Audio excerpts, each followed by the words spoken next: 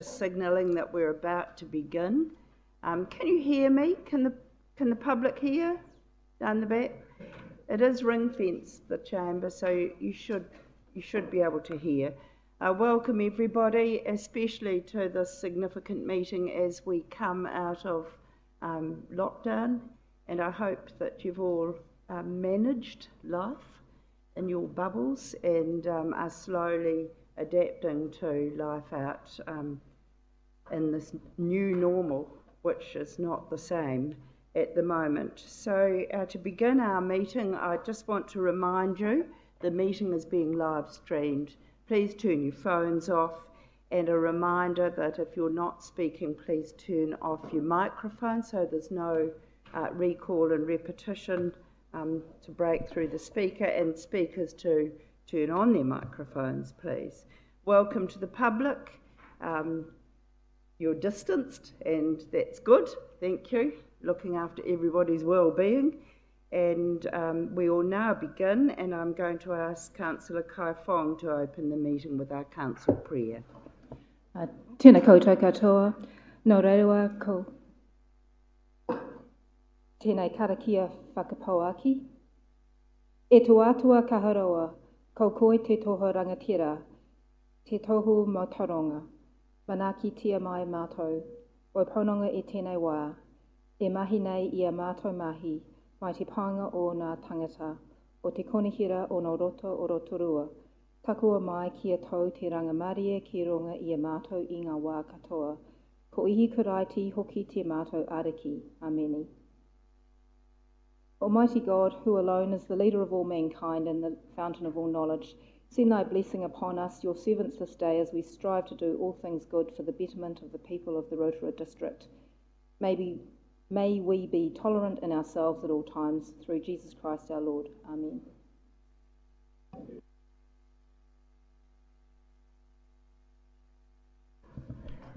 I think you've been doing lessons, I can tell. Amazing. Now, it's lovely to have you all around the table.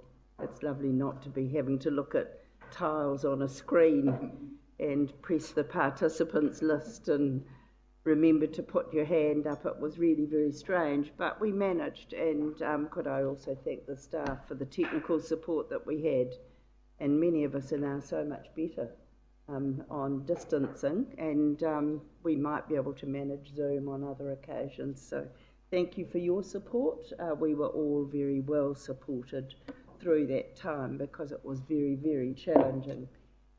So I now call for, no, there are no apologies, so I don't need to call for apologies. Are there any declarations of interest? There appear to be none. I'm just signalling now that I've ruled that the item 7, the notice of motion, will be discussed next, so we've brought that forward. So the agenda items will now be in the following order. First, the notice of motion, then the urgent items not on the agenda, then the confirmation of minutes, the staff reports, the resolution to go into public excluded, and then the confirmation of confidential council minutes. So that's the order of proceedings this morning. So we now move on your iPads to the notice of motion, and I wish to say that the notice of motion has been received, stating that Rotorua Lakes Council make parking fees in the CBD free to support local businesses. It was moved by Councillor Bentley and seconded by Councillor McPherson. In addition to the notice of motion, a request was made to permit Mrs. Susan Jory to speak to a petition. To date, we haven't received that petition. So we can't get somebody to speak to a petition that we haven't received. So understanding orders, we're not able to address that today, her petition. Having been informed that a staff member has spoken to Mrs. Jory, I thank that staff member, and discussed the process that has to be undertaken for lodging a petition so that council can discuss it. I understand that she now understands that, She won't be speaking today, but she will get the opportunity to do so. Staff have offered to work with Mrs. Jory to help her through that process. Due to all of that, I wish to signal now that I will present a procedural motion to ensure that this discussion is received by Council, that ample time is given to Mrs. Jory to present, and that staff are able to prepare a report on parking in the CBD. For all of us, I wish to say that parking is a frequent issue that all of you as councillors have had to manage and respond to in our community. We've all had many people speak to us about it, and it is something that we do need to consider, I believe that, and we're all willing to do that. We need to ensure we've got a really full picture so we can have a well-informed discussion. But because we have the notice in motion in front of us, I ask Councillor Bentley as the mover to speak to the notice of motion, and Councillor Bentley, as is your right, you've got 5 minutes. Well, it won't be quite that long, thank you, Mayor Chadwick and fellow councillors. Those most affected by this pandemic are the unemployed and the small business holders. And we cannot, as a council, do very much about the unemployed, but we can certainly make a difference with regard to the small businesses and shopkeepers around town. I believe it is our job, our business is to promote local businesses and encourage shoppers to come frequent our CBD. The present parking system seeks to criminalise the parking public by having a confusing procedure lacking options. We should put the Rotorua CBD on the same competitive footing as Taupo, the Landing, Rotorua Central, Rotorua Trade and Bayfair. All have free parking with time limits in some cases.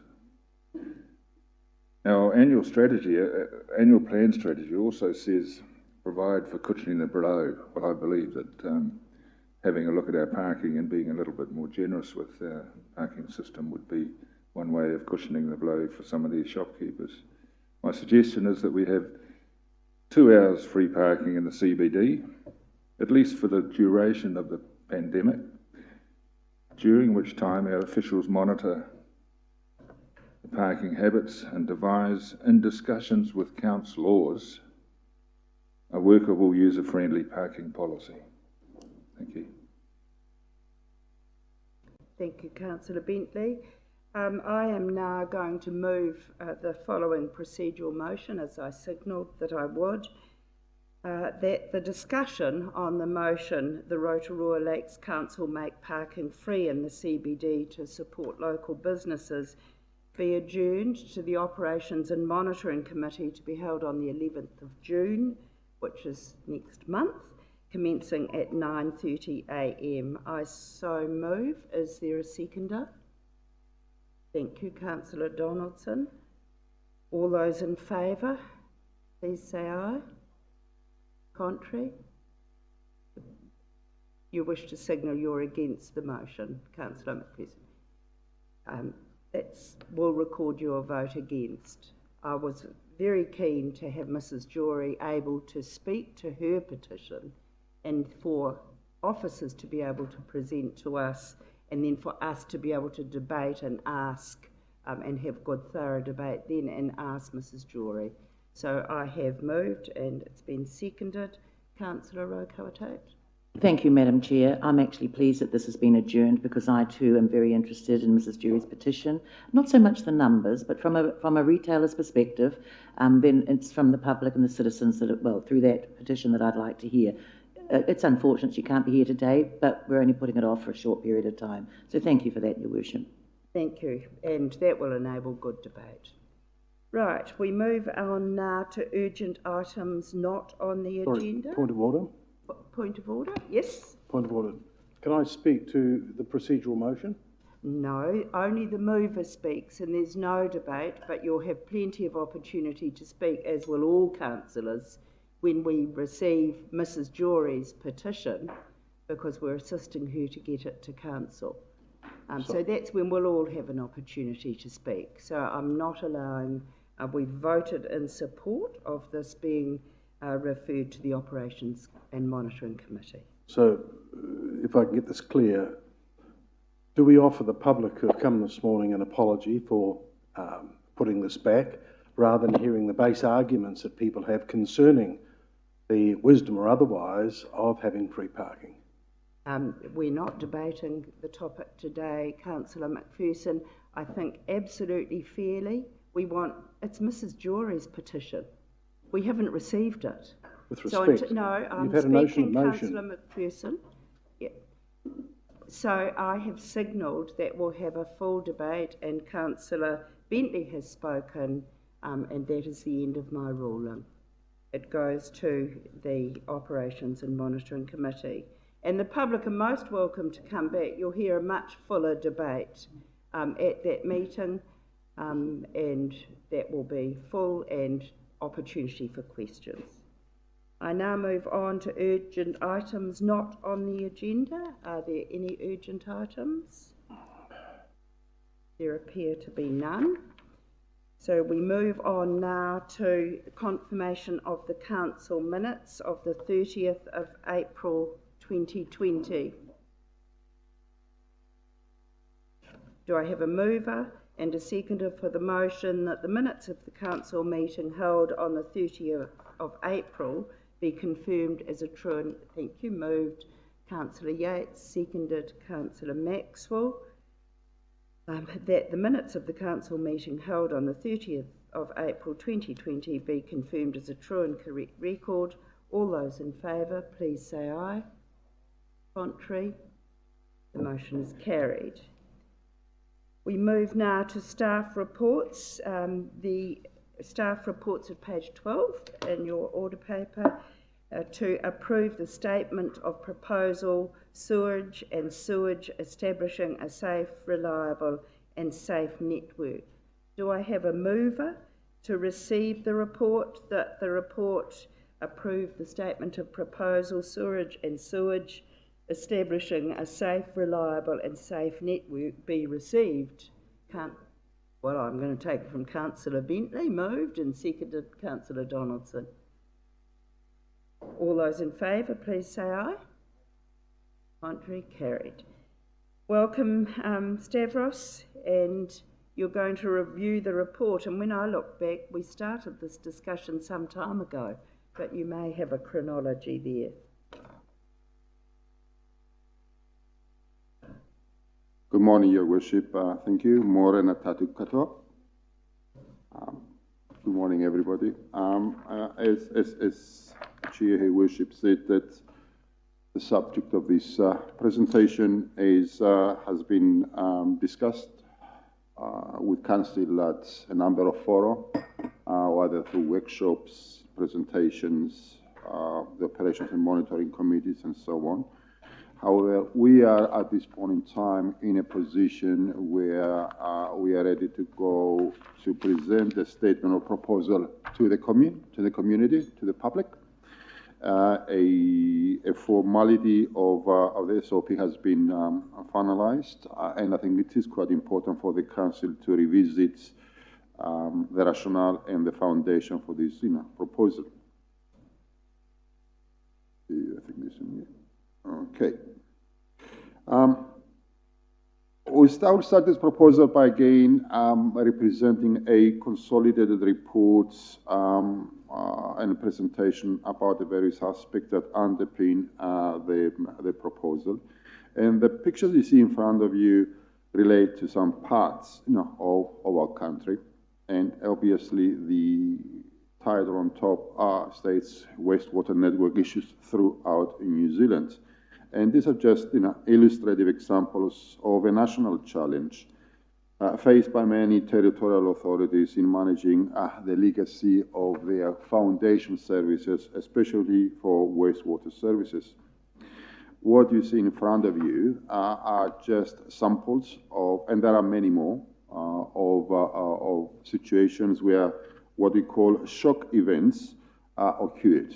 Shock event is something where occurs where a system failure materializes and has a significant and adverse impact on the health and safety of the community, the surrounding, the environment, and especially in areas where we have a significant presence of iwi cultural impacts in our fence.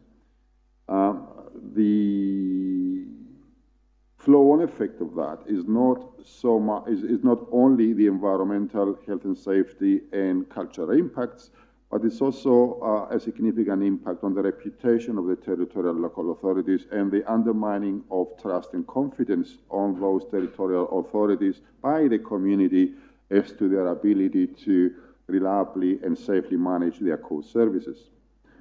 Those kind of events and many others across the country led a number of reviews and recommendations by the Office of the Auditor General, which, in reviewing the 2015-2018 and 2018-2021 long-term plans across the country and the various infrastructure strategies developed, highlighted that it's quite important for authorities to develop and manage plans to ensure the sustainability of these core foundational services for the country.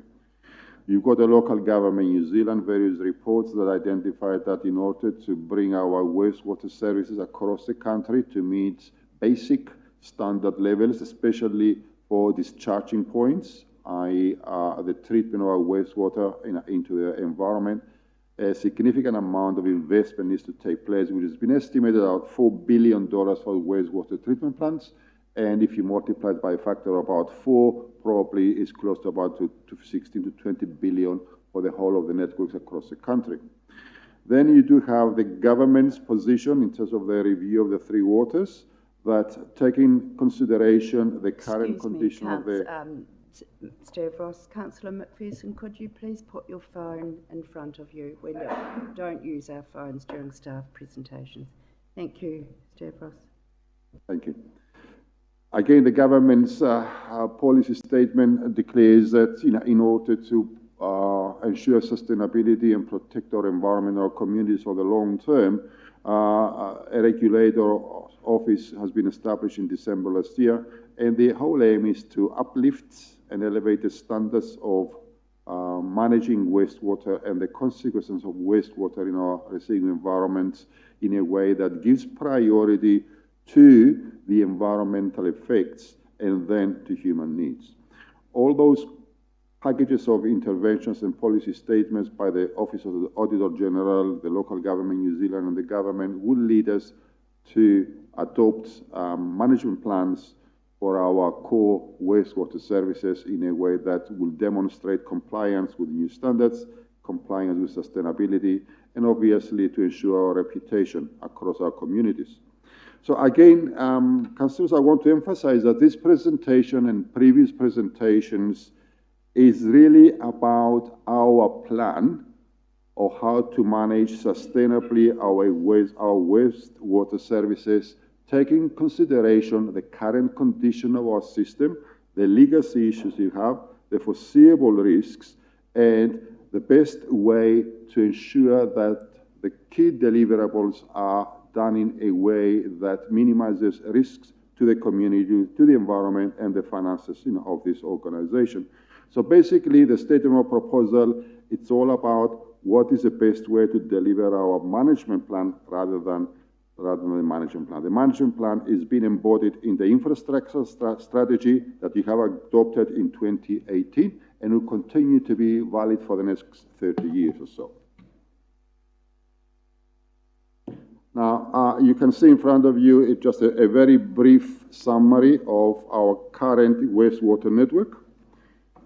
Our wastewater network has a historical development starting back from the 1890s that progressed gradually through the implementation of what we call modern wastewater management systems. And of course, it accelerated in the 50s, 60s, and mainly from the 70s onward, where major reticulation has taken place across the district. which led into wastewater treatment facilities before it is discharged into the environment. You can see in the bottom line there is a chart that indicates roughly what the quantum or the quantities of our system. It comprises of many hundreds of kilometers of pipes. It comprises a number of pumping stations. It comprises the recently installed grinder pumps, manholes, control systems, treatment plants, and obviously we've got a whole range of connecting into private properties.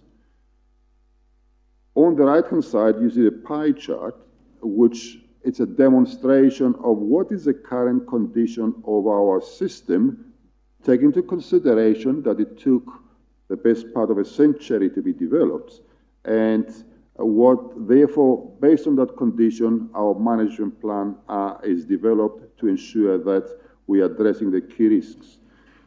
As you can see, somewhere in the region of 66 to 67% of our whole network, it's classified to be in poor condition.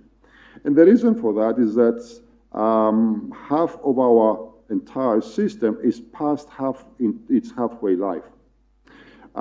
We started recently in conjunction with our infrastructure strategy of 2018-2021, a CCTV investigation to identify more closely the condition of the networks, and obviously to ensure that impacts like climate change, our geothermal environment, and so on are taken into consideration in developing our future management plan for the system.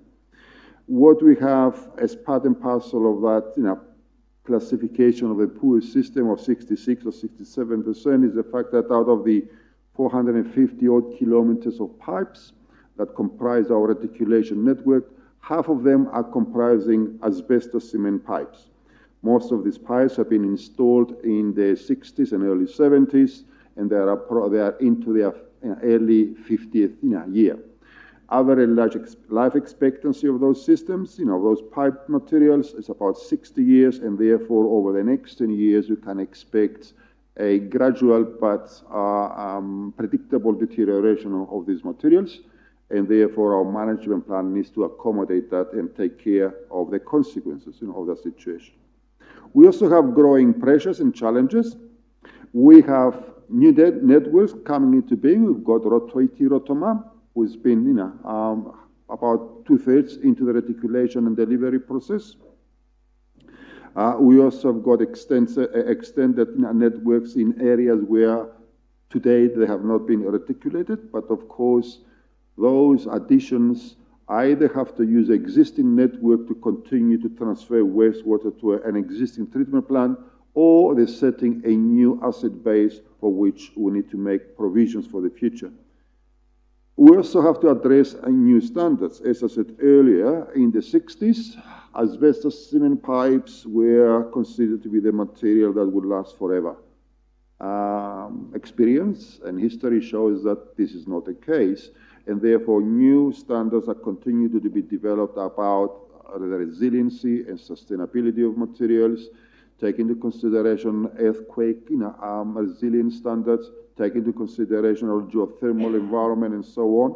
So while we have an existing network and we continue to maintain it to the best of our ability, also need to take consideration that going forward in the future, when we apply for resource consents and when we apply for compliance with the current regulation and existing and new conditions, we need to ensure our materials and installation and management standards are in compliance with modern specifications.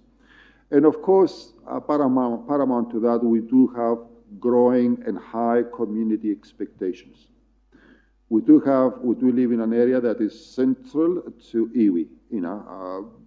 40% of our population are Maori.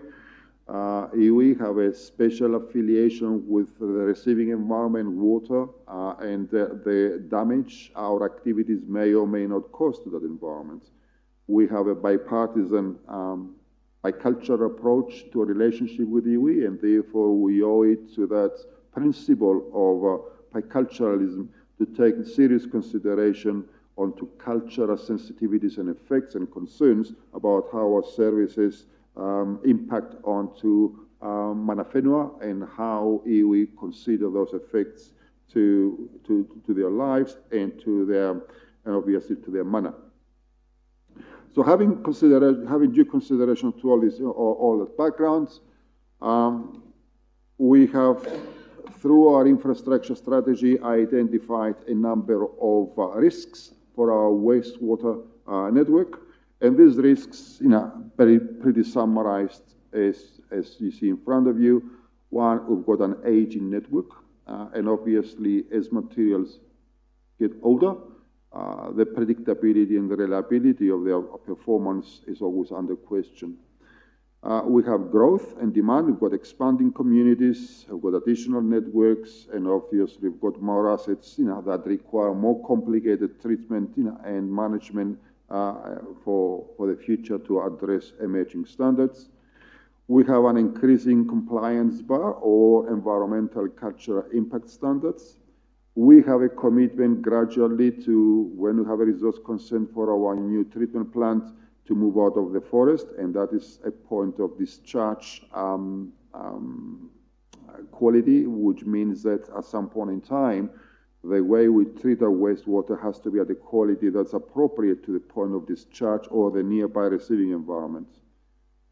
We also have a fragile and non-resilient workforce. Our operational workforce who operate the current treatment plants and various pumping facilities are coming to a situation and an age that are not easily replaceable. 60% of our critical staff in those areas in operational site are of retirement age. And we are operating into a very constrained sector and an environment where the scarcity of skills and access to technical competency, combined with increasing demand and increasing demands on standards, makes it difficult to obtain, retain, train, maintain development, and assure that the council will be having access to ongoing skills and competencies to address and deliver its management plan for wastewater services. We also have a climate change, and I think most of us have experienced that over the last 3 or 4 years. The incidences of rainfall and intensity of rainfall have increased and will continue to increase. That combined with an aging network where you have many cracks and movements in our joints and the fragility of our AC pipes and so on, allows a significant amount of stormwater penetration and infiltration to our system. And every time we have wet weather, the amount of influent that reaches our treatment plant is about 3 or 4 times the dry weather flow. And therefore, we need to be making sure that we have contingencies and plans in place to gradually minimize and reduce the amount of penetration by stormwater. We also have, because of our aging network, the new demands and new standards and new regulations, we have a significant degree of uncertainty in our long-term financial forecasts. So while we can predict or attempt to predict as best as we can what our historical maintenance needs for the network, what our reactive and proactive repair requirements, and what is likely to cost us in the future, because we do have almost 50% of our piping network have reached the end of their life cycle, is becoming very difficult to be certain where our future financial imposition in managing the network can be accurately forecasted from year to year. And therefore, while we can make estimates, there's always a significant financial risk that shock events or unpredictable failures will necessitate significant expenditure that has not been budgeted. And therefore, that presents a significant financial risk to your long-term plans, to the community's exposure to financial costs. On top of that, as I said earlier, we've got a new government policy and regulations for all waters. The regulator's office has been established in December last year. And with the intervention of COVID-19, obviously there has been a bit of a hiatus in terms of new regulations, but the intention is very clear. The intention by the government is that the protection of the receiving environment, fresh water, and our cultural impacts will take paramount importance in when we design, manage, and operate wastewater systems. And therefore, we can certainly expect hiring positions to our management plans and our ability to respond to the regulations. And of course, we've got growth aspirations. We do have an aspiration as a district that will continue to grow, either through intensification or through expansion of our land development, or through the reticulation of currently under-reticulated communities.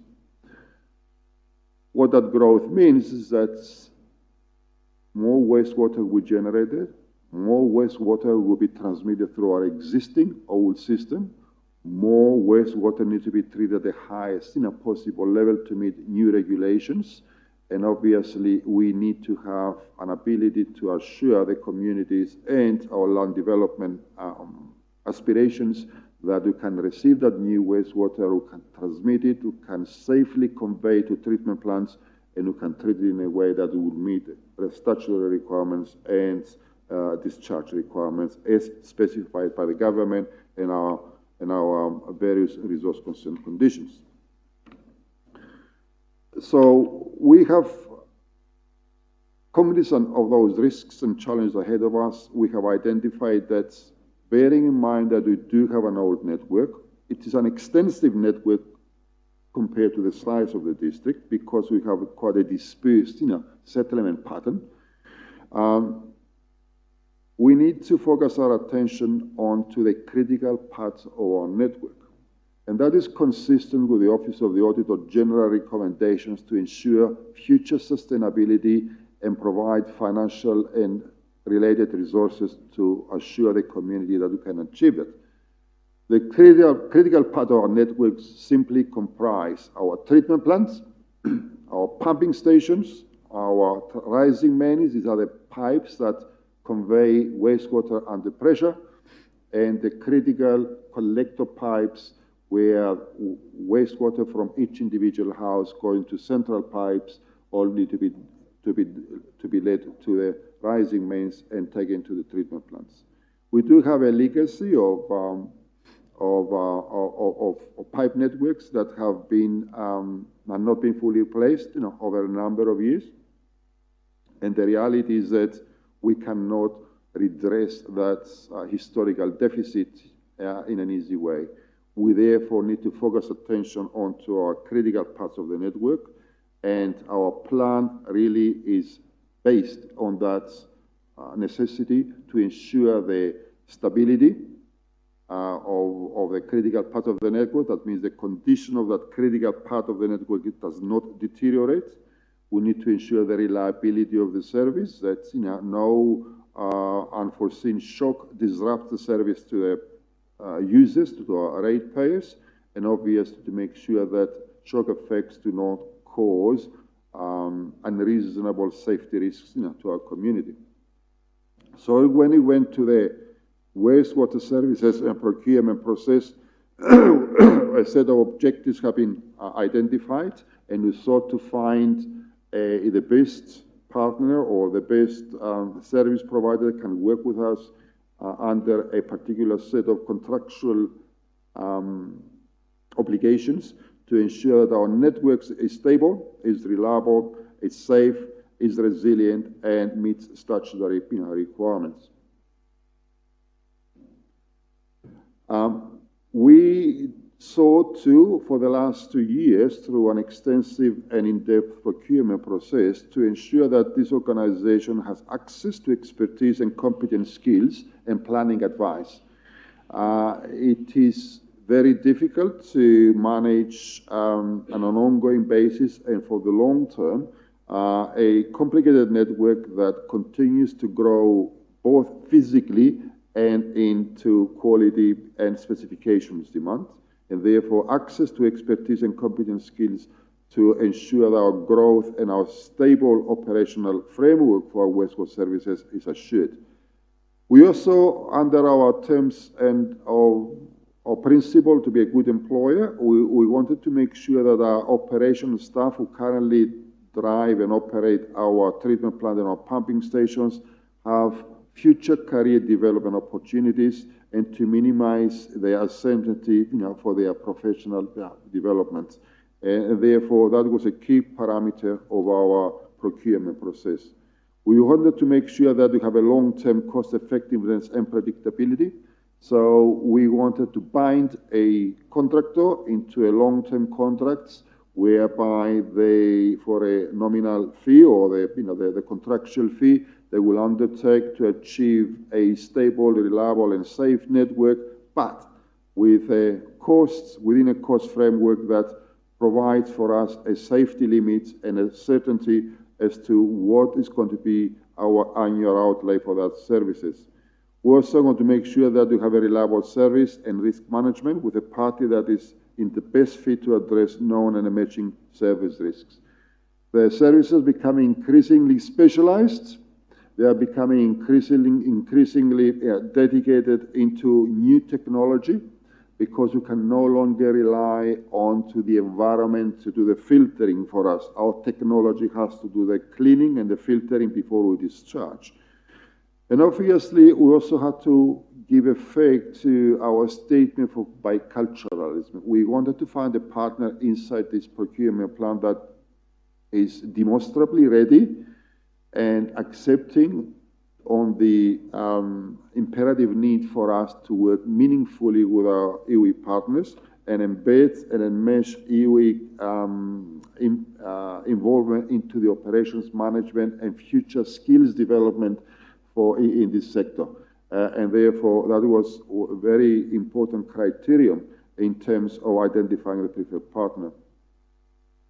However, at the same time, we also had to recognize and we had to make sure that, and we have made sure that the Council's retention of strategic lead agency role in terms of policy decision, asset ownership, developing levels of service, imposing fees and regulations, for the wastewater services would not be transferred to any other entity. And obviously, the Council retains the lead agency. And you can see on this one here is that when you split the wastewater system management lead roles, it's paramount in the statement of proposal and the proposed contract to arise out of it that the setting of levels of service for wastewater remains with the Council. Ownership of resource concerns is with the Rotorua Lakes Council. Monitoring and the adverse impact on the community is our responsibility. The control and ownership of public assets still belongs to the Council. The imposition of fees or charges on the community for wastewater services rests with the Council. The contractor will have no ability to impose any fees or any charges on anyone. The strategic management of the wastewater network, in other words, the master planning and related services belongs to the Council. The monitoring of service delivery and master planning belongs to the Council. The Council will retain an engineering infrastructure capacity to manage the contracts and to provide expert and technical advice to the organization in its various phases of this long-term plan. The service delivery to achieve all of the above, as agreed by the Council, is a part of this proposed contract. Basically, having defined what our management plan for the network is, what our expectations, what our key performance indicators, what our financial outlay would be, the contractor will be responsible to deliver all the above KPIs and within agreeable contracts. You can see we have used due diligence to provide some third party or suppose some external validity and due diligence to our thought process. We have used legal advice, we have the procurement expertise, we use technical experts, and of course we use our own Council's infrastructure staff to make sure that we cover all our requirements. We also have used an external risk assessor in Deloitte who went and reviewed all the KPIs and the deliverables of the contract and the risk attribution and provided a report to that effect. In recent times, we have the Office of the Auditor General staff who reviewed the statement of proposals and they were able to reconcile all elements of the statement of proposal against our infrastructure strategy, asset management plans, financial strategy, and our KPIs. We embrace, as a council.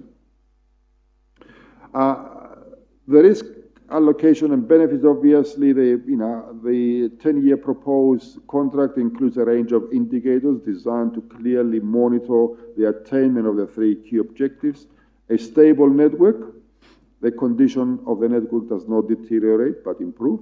A reliable network, where the system operates seamlessly from source to treatment without unacceptable interruptions on a 24/7 basis.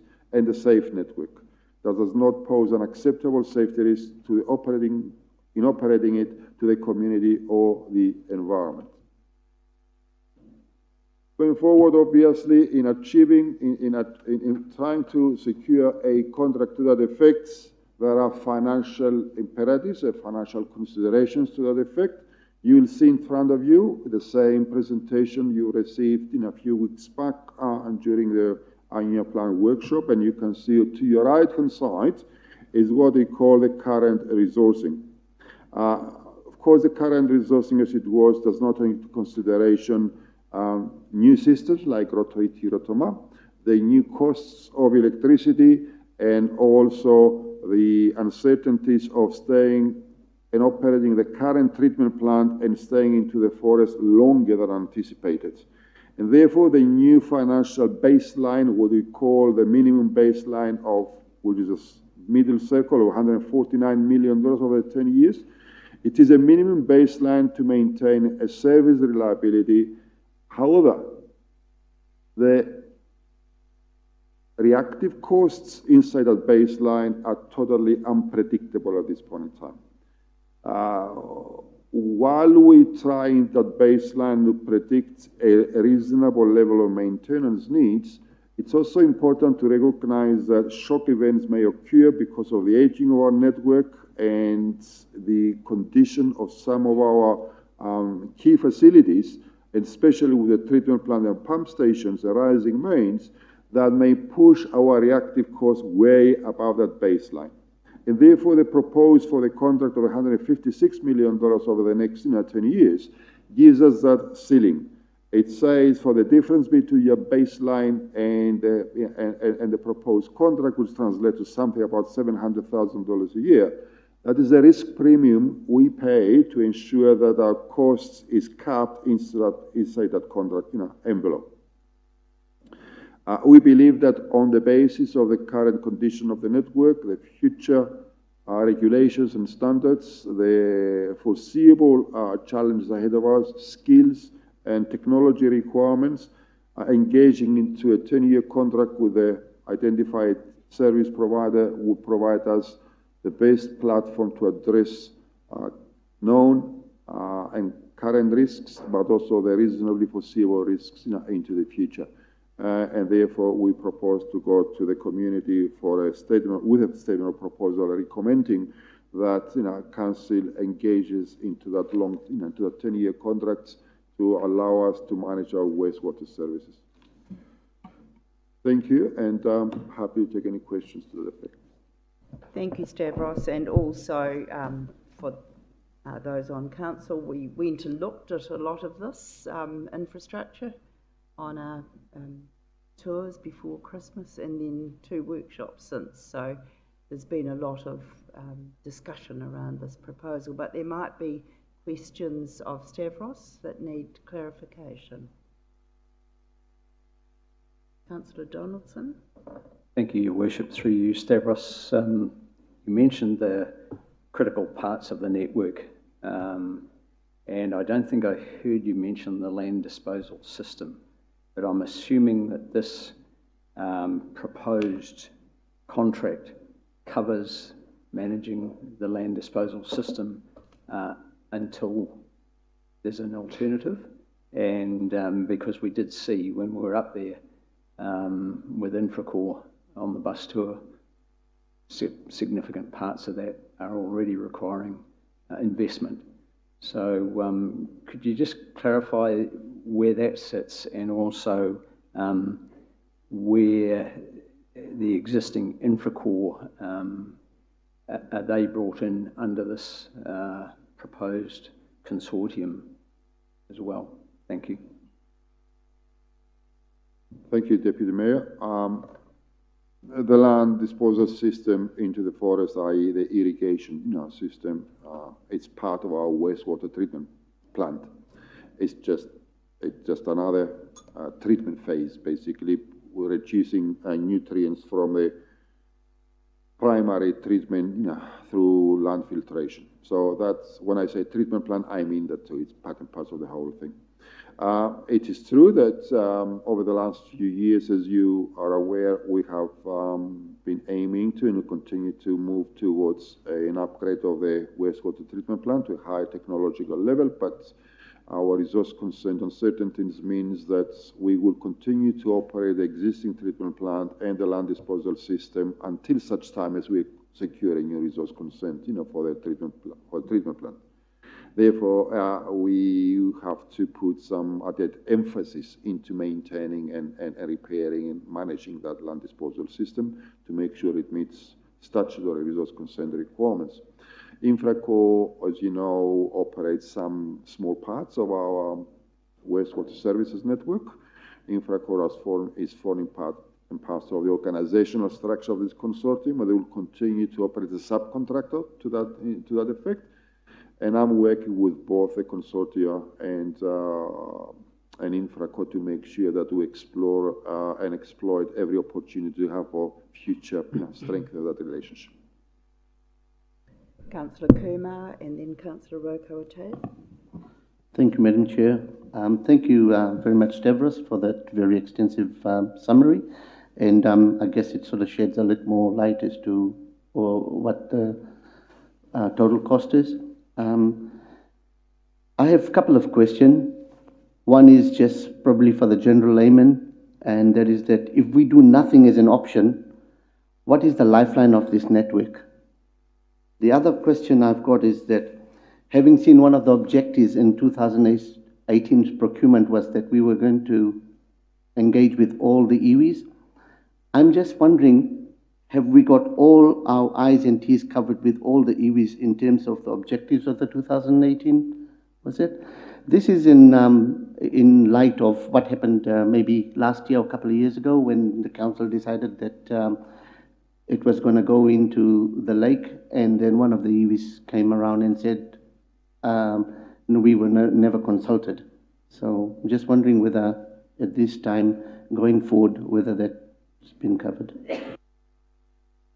Thank you, Councillor Kumar. Two questions. I mean, doing nothing on the network is not an option.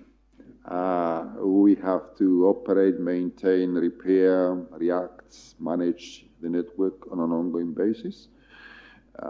As I said earlier, because we do have a significant portion of the network in its final life cycle, the cost predictability is becoming very difficult to nail down.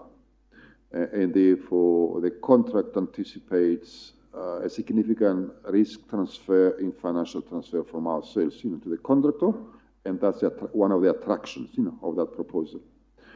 The second question is with regards to EU participation and EU position onto the discharge point relates to the resource consent for the upgrade of the treatment plant. This proposal, it's separate from that. This proposal requires a preferred supplier to operate the current treatment plant until a resource consent has been obtained for the upgrade of the treatment plant.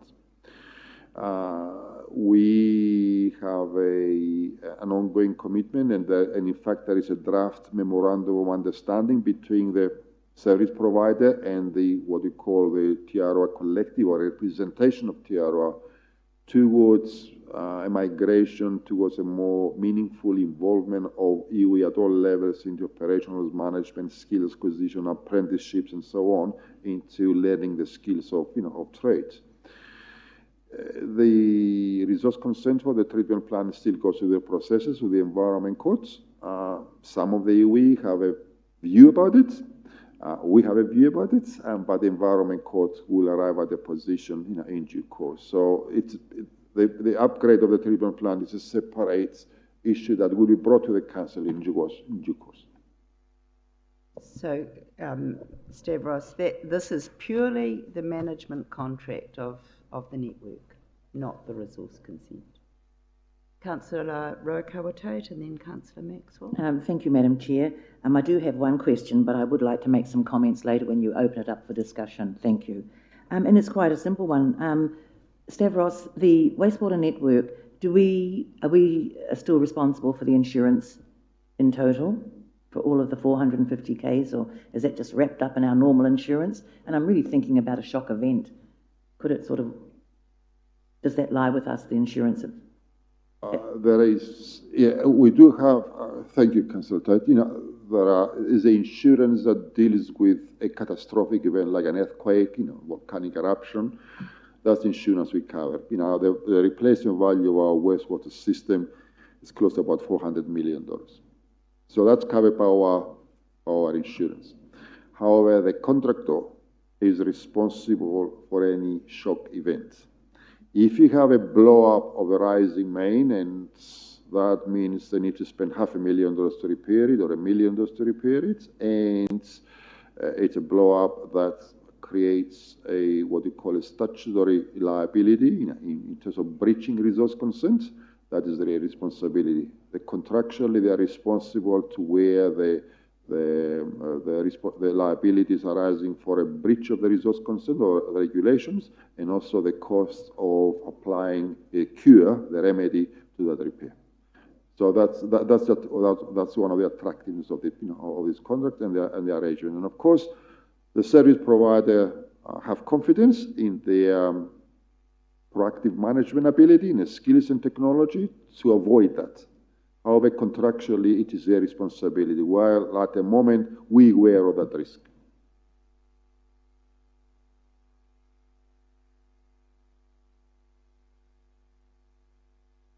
Thank you, Madam Mayor. Kia ora, Stavros. Even on our Zoom program, on the 8th of May, you gave us some good information, but I'm really enjoying your presentations. It's really bringing us up to date with. This is a huge one, our ageing facility there. Just a couple of quick questions. Item 5, you had up there, you had said that 60% of critical staff at retirement age. What are we doing about that now? And the other question is, how serious is it? Thank you, Councillor Maxwell. Remember, I think it's quite important for elected members to make a distinction between our operational staff and our engineering staff.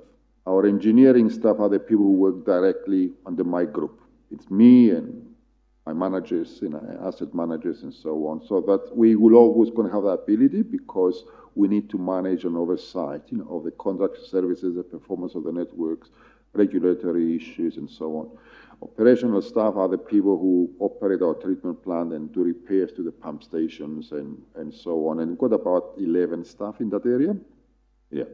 But 60% of them are in their early or mid-60s. And it's not easy at this point in time to find replacement of stuff like that. The skills have been developed a number of years, technology is changing, regulations are changing, and we have tried to find the replacement staff over the last few years, but becoming increasingly more and more difficult.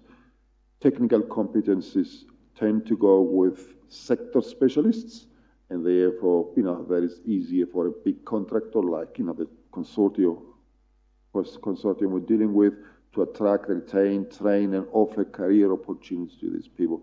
So that means that we don't, all our staff will transfer to the contractor, and then the contractor takes responsibility to do the replenishment, to the refreshing of the workforce.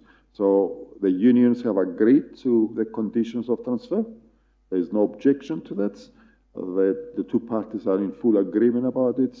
But going forward, the replacement of the staff as people retire becomes a contractor responsibility and not our responsibility.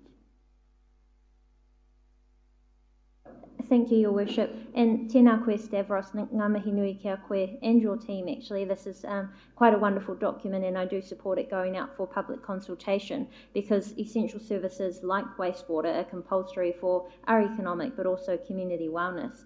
The question that I had was actually around, because you've mentioned the ageing infrastructure. So the question is around the transfer of all of the network performance risk to a potential new contractor, and just how that may look practically. Now, if we look at previous examples of significant events, such as Taupo, when they had to deal with a breach on a pipeline on their bank that then flowed into their lake and down the Waikato River, if there is a significant event like that, which we touch wood never happens, but if there is, would that risk then fall on the contractor or council as with our obligations? And then just a smaller question in future, although we will be out of the Whakarewarewa forest as soon as possible, if there is any potential, and it just comes with time, leaching through the land into the Purring stream, because we have identified high levels of nutrients in there in the past, is that risk then also on the new contractor or on council? So that was the only question that I got from the document. Otherwise, it was very well prepared, and I'm quite proud to take that out to the community. Thank you. Thank you, Councillor Tapsell.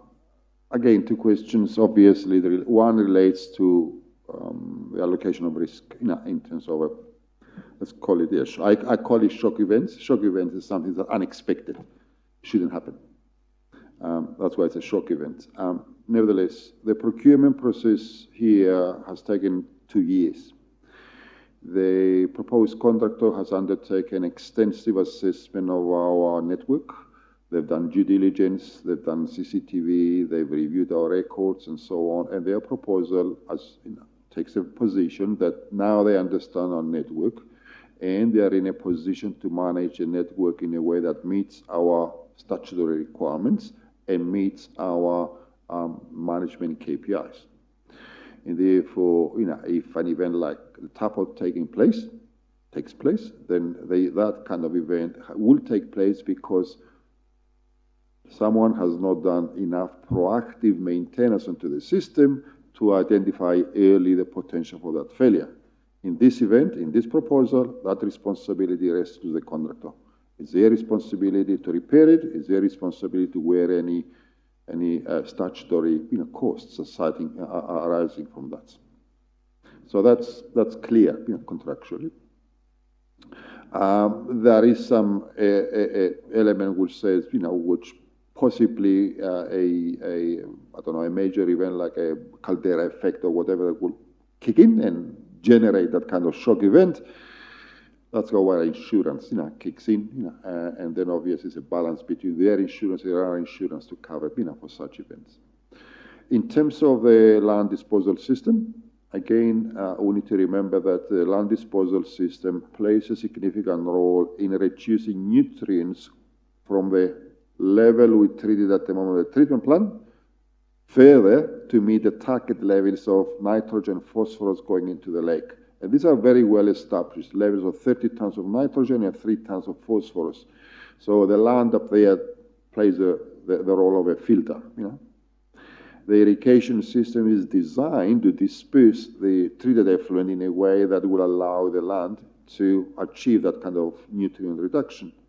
The contractor will take responsibility under that offer to operate the network, the irrigation system up there in a way as it was designed to achieve that reduction.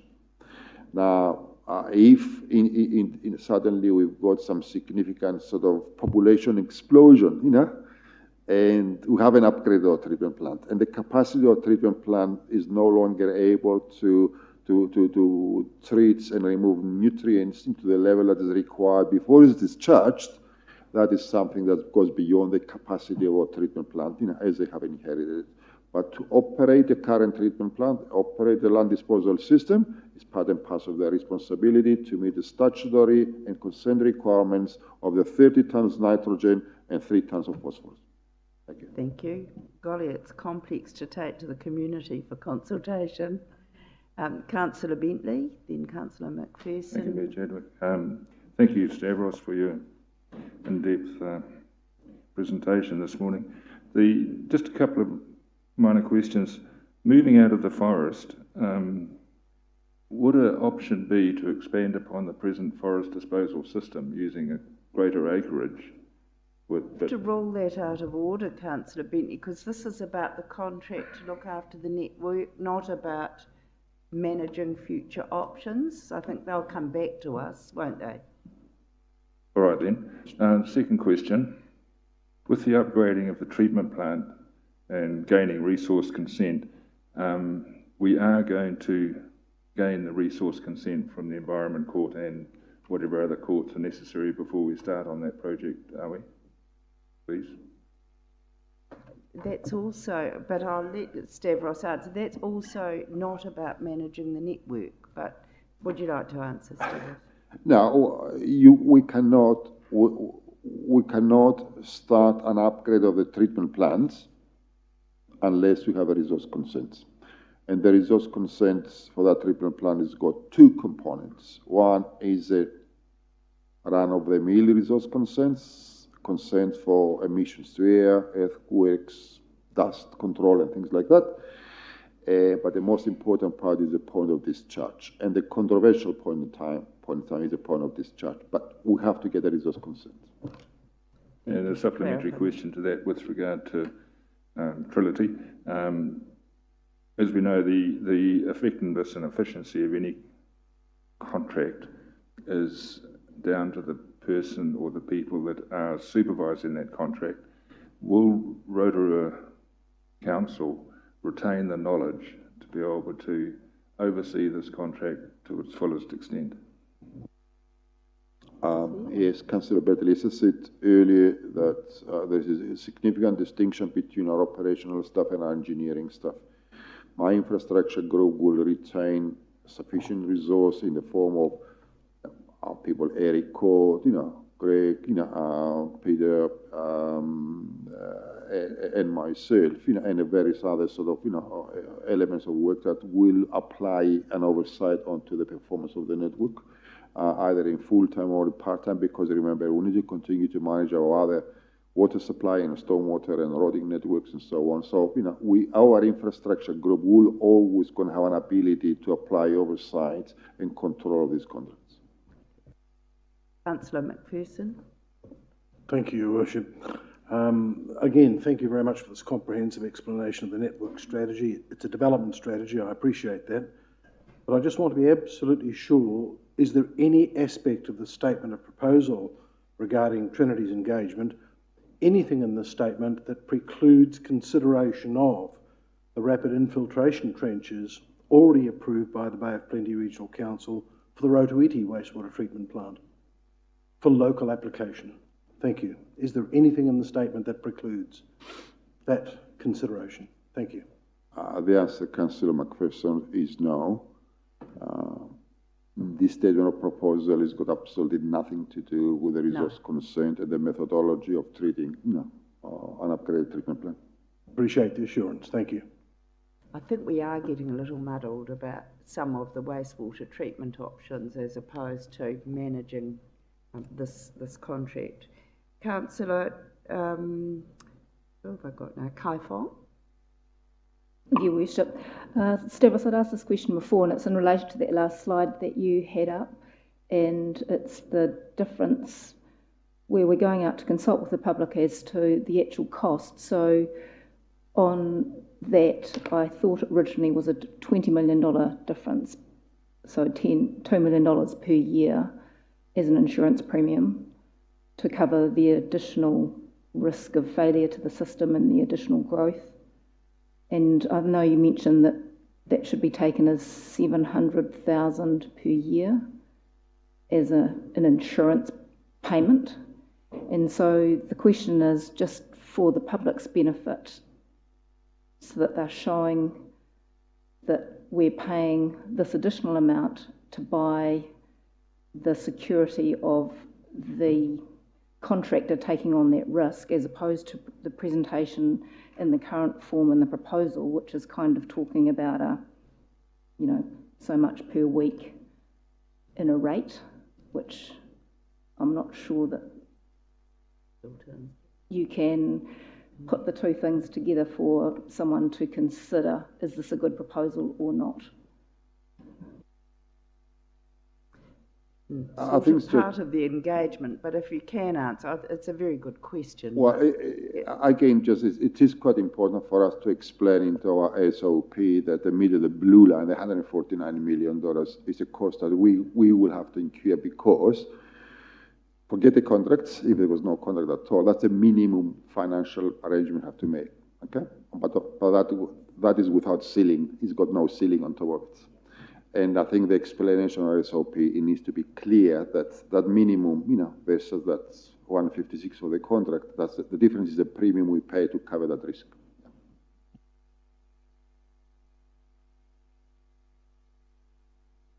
Thank you, Your Worship. Kia ora, Stavros. Nei anō hoki te mihi kauatsu ki a koe mō tēnei ripoata.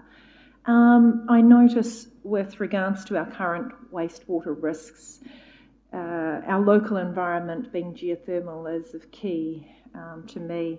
And I want to just clarify, given the nature of our geothermal environment, is there confidence that Trilogy have the experience in dealing with a unique landscape such as ours? Thank you, Councillor. The reason it has taken us 2 years to go from the initial phase of the procurement process to this situation at the moment is that we wanted to give not just Trilogy, but all the consortia who are involved from the beginning, an ample opportunity to explore, familiarize themselves, understand our local conditions. And therefore, I'm very confident that after 2 years of procurement process, that the preferred consortium has had every opportunity to understand our local conditions, and therefore their proposal reflects what it is. And obviously that's embedded into the contract, and doesn't, we cannot do any more than that. Thank you. Thank you, Your Worship, and thank you, Stavros, for your report.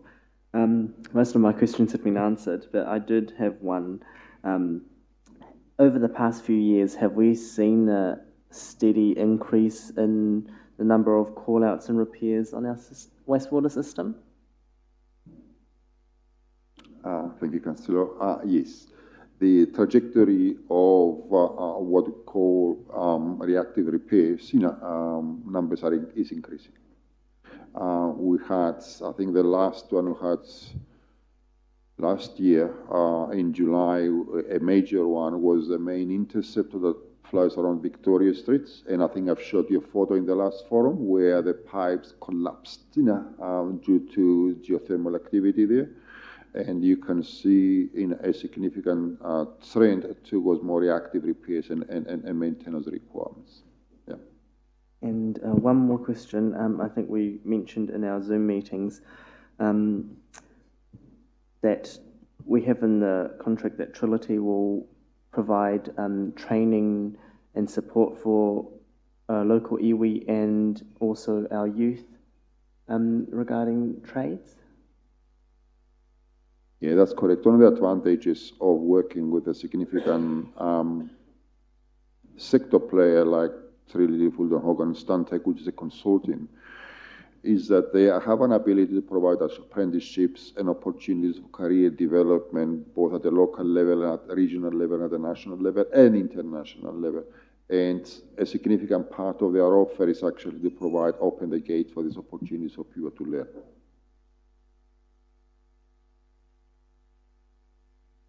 Yes, no, it's not a question, Madam Chair, it's just a comment that if I may. So do you want me to take that later when you open up questions? Thank you. I've got a question for you, and this was, as you said, 2 years of negotiation and calling for tenders, and we held over making a decision prior to the elections because we wanted a fresh incoming council to have to own this. Have we learned anything in that gap that has been of benefit to us by waiting, or has that put us back? Because in effect, we could have made a decision 6 months ago.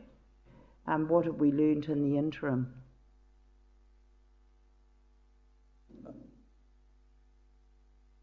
as you say, there's no cloud without a silver lining, isn't it? Sometimes, the more you engage on a subject matter, the more you become aware of issues and risks that you need to navigate. And I think the longer we engage with our prospective partners, we got more confidence that we have a reliable, competent, and diligent partner that genuinely wants to work with us. So I think that was advantageous because we have some interim contracts with them at this point in time. They help us to operate some parts, and therefore gave both parties confidence in our long-term relationship. So that's good. I think it was good. Councillor Donaldson. Thank you, Wish. I was just going to indicate I was happy to move part 2 of the recommendation.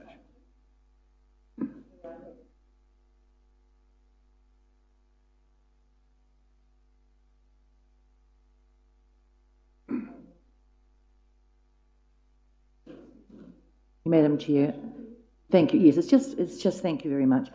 Well, this is a biggie. There's no doubt about that, and it's hard to it would be hard to dispute any of the facts that we've heard this morning from Stavros, and indeed just recently on one of our Zoom meetings.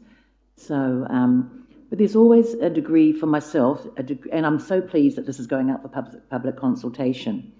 But there's always a bit of, for myself, there's always a degree of unease and possibly disappointment that we have to do this, take this stance, because there is a removal.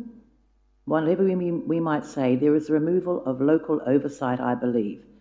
One day, we may well have in our office here in council, we may well have highly skilled contract managers, but very little people who actually know how to operate our network system, who are actually local. And that's a concern for me. Over the years, in various areas where there's been a disestablishment of one organisation and something brought in or outsourced, when we see and hear that, jobs will be provided, can I tell you from my experience that has really happened? That has really happened. And nobody has advocated over a period of time that those jobs go to local people. And so I'm just saying I'm pleased it's going out to public consultation, and it'll do the job, I suspect, that we want of it. But in 10 years' time, when that contract is up, it'll be basically from the contractor, I presume, take it or leave it. We've got the skills, we've got the knowledge, and we'll just have to tick the box on the renewal of the next contract. So, I'm saying I'm pleased it's going out and I'll vote that it go out for public consultation. But I always feel a degree of unease because of what I've seen in the past happening in other areas around the country. And I might add overseas. If you look at councils that have outsourced overseas, and I'm particularly thinking of the water in some overseas countries, but it just hasn't measured up long term for the outcomes that we had hoped for. Thank you, Madam Chair. Well, I'm going to speak then. If we're speaking, I think this is very innovative, and I congratulate you. We inherited a bit of a basket case of infrastructure in 2013, and we were all very aware of that. And we needed to have a different approach to look at how we would manage this network, and this is one of the biggest challenges that New Zealand's facing at the moment, is water. And I think I want to see, I like the aspects of what we call subsidiarity, that's the local ownership of decision making around the network, such as what happened with Taniwha Springs. We'd never agree to that going away, and I liked in the presentation the bits that you put up that we maintain local decision making and control of. So I don't have that concern. I'm interested to see the potential of where this could go for the rest of the country, because every council's grappling with how they manage this resource that we've got at a local government level. So I'm pleased it's going out for public consultation, like most of us, well, all of us actually. I just think it's a difficult one for those to get their heads around the technicalities on this one, but I certainly am supportive that it go to consultation. Does anybody else wish to? Councillor Donaldson? Thank you, Worship. And probably, it's not appropriate we debate this matter too robustly until it comes back from consultation. The merits of once we've received any submissions on it. But we do operate in a particularly sensitive environment, and there's been a huge investment into water quality, and we also operate in a very highly charged cultural environment. And the regard for Papatūānuku, Mother Earth, where most of this infrastructure is buried, is pretty high in Aotearoa. So just with that background, I'm pleased to hear Stavros's comment that the delay has given increased confidence from his point of view in the partner. So I'm more than happy to support it going out. Your Worship, thank you. Okay. Well, I'm going to put the motion that Council approve the statement of proposal, sewerage, establishing a stable, reliable and safe network for public consultation. All those in favour, please say aye. Contrary? Carried, and that's another step forward. Well done. We'll have a 5-minute break and then come back for the annual plan. So we'll be back in 5 minutes.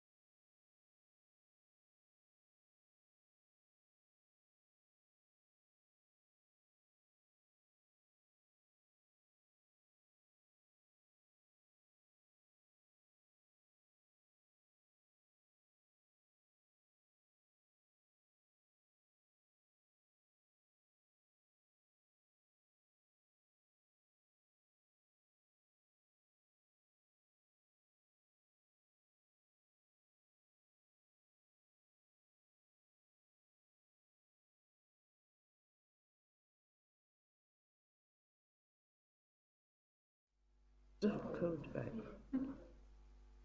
Right, we now resume for probably the biggest item. Well, actually, going out to consultation on the previous item was also large.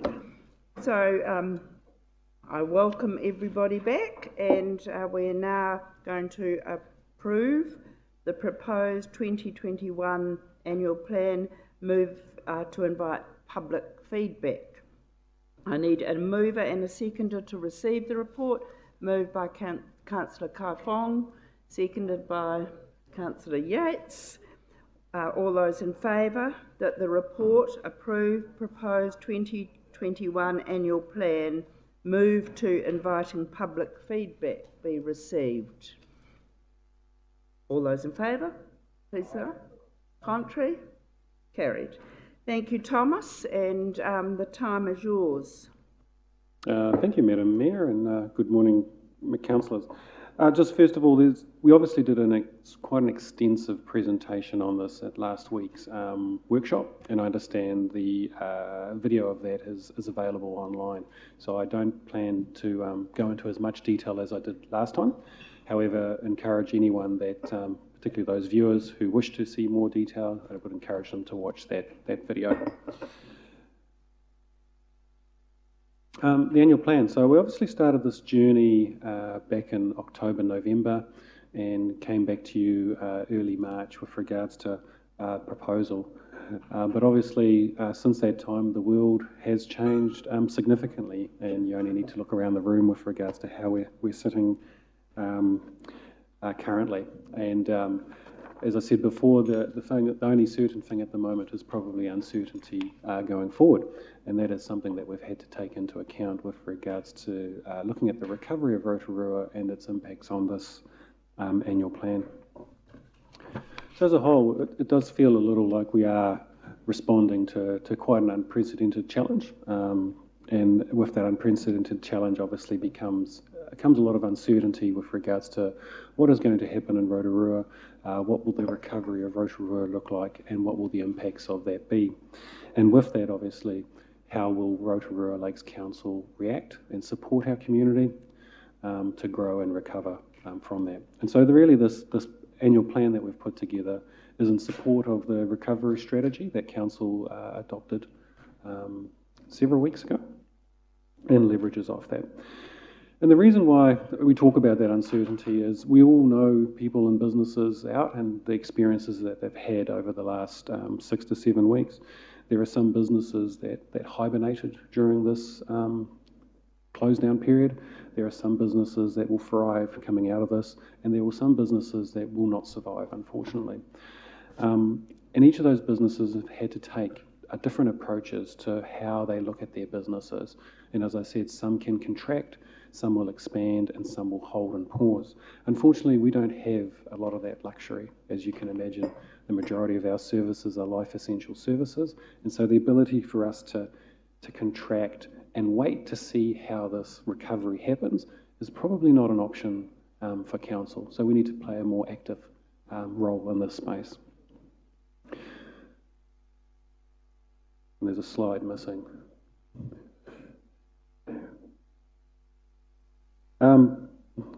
Sorry, wrong presentation.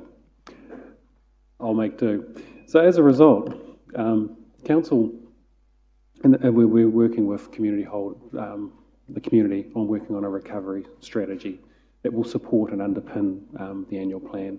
And really we focused on the 8 strands that we've talked about before. And if I just briefly go through these will guide the principles of how we put our annual plan together. And if I start at cushioning the blow. So very early on we had a discussion around looking at providing rating relief around the 4th instalment for our community. It's obviously not part of this annual plan, but the flow and effect of obviously that is that any deferment would therefore lead to an increase in debt and timing for council. A prudent approach to rating. So the community is hurting. On top of that though, we ourselves have life essential services that require funding. And what we also need to do is make sure that council as a whole is funded correctly and adequately so we can continue to renew and fund our infrastructure to ensure that our essential services do continue. that our infrastructure is being upgraded. And as well as that, is that we have the resources and capability available to us to support our community into the next recovery phase. And that's that next strand with regards to the economic recovery. And so council playing an active role with partnering with central government, iwi and local businesses and shaping up what the recovery looks like with regards to identifying short-term, medium-term and long-term recovery projects that will assist Rotorua with regards to the building back better.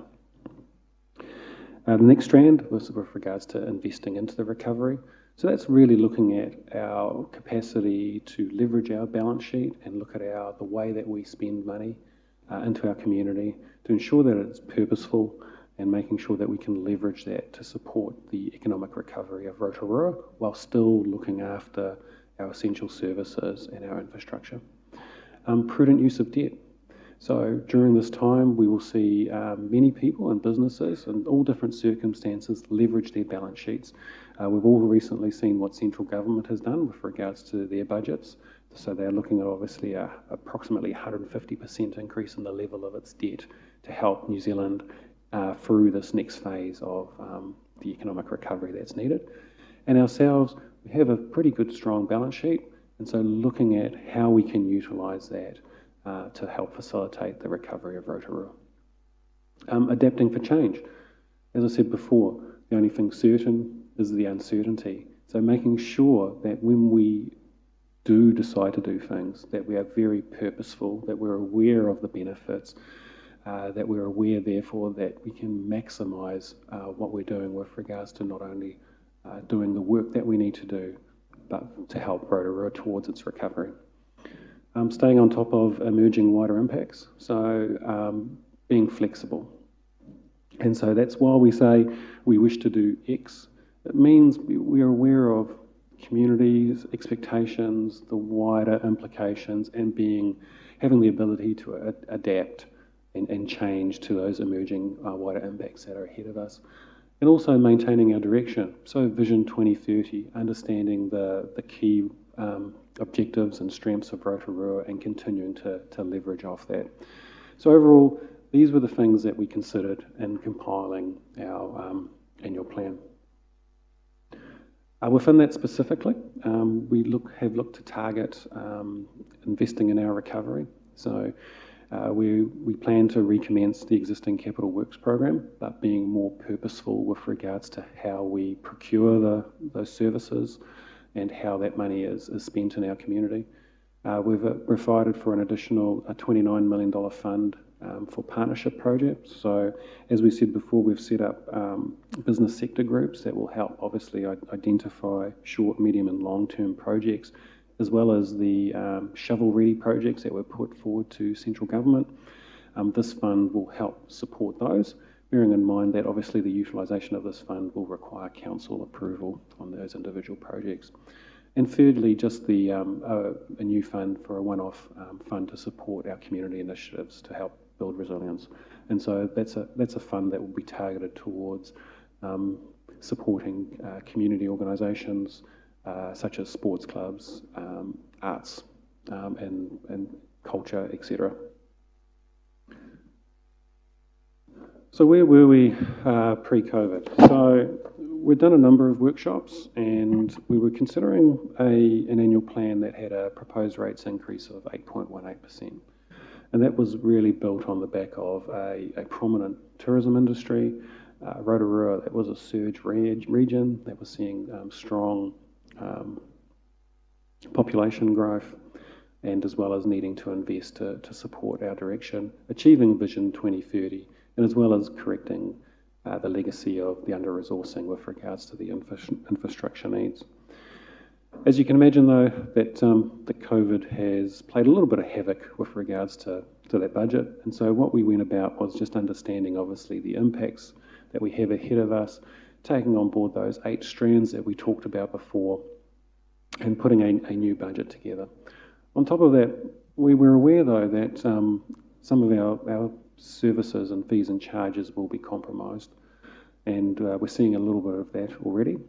And so we ran a number of scenarios based on Treasury's different models of what we were expected to see, and we put a conservative view in with regards to it's possible that our fees and charges revenue, which is approximately $20 to $25 million a year, could be compromised by about $4.5 million. Now, depending on how even the next months go and the next year goes, I can't put a stake in the ground and say it will be that. You know, it hopefully will be a lot less than that, but there's a potential that it could be worse for that as well. But this is just one of the assumptions that we built into the plan. And so what we did is we pretty much reviewed everything, and we made some decisions. So all salary increases were removed. So for the staff of Rotorua Lakes Council, that means that while we will have performance appraisals, there will be no salary increases in the next 12 months. We removed inflation from our budgets. There were a couple of areas that we're looking to grow because of the pressures that we're under, in particular around resource consenting, etc. And so we've removed additional staff that may have been required going forward, or probably were required going forward, that may not be. We looked at some advertising budgets, as well as others, obviously, and made some changes. We were targeting a level of service increase in our parks and reserves area, and so we've pulled that back to just a little bit more than where we'd planned to do, so it's not a reduction of where we are this year. We looked at some electricity costs, training budgets, and in particular the big one was really looking at debt funding some of our one-off operational expenditures that only come about every now and then. And they were things such as asset management plans for the upcoming LTP, and just some other one-offs.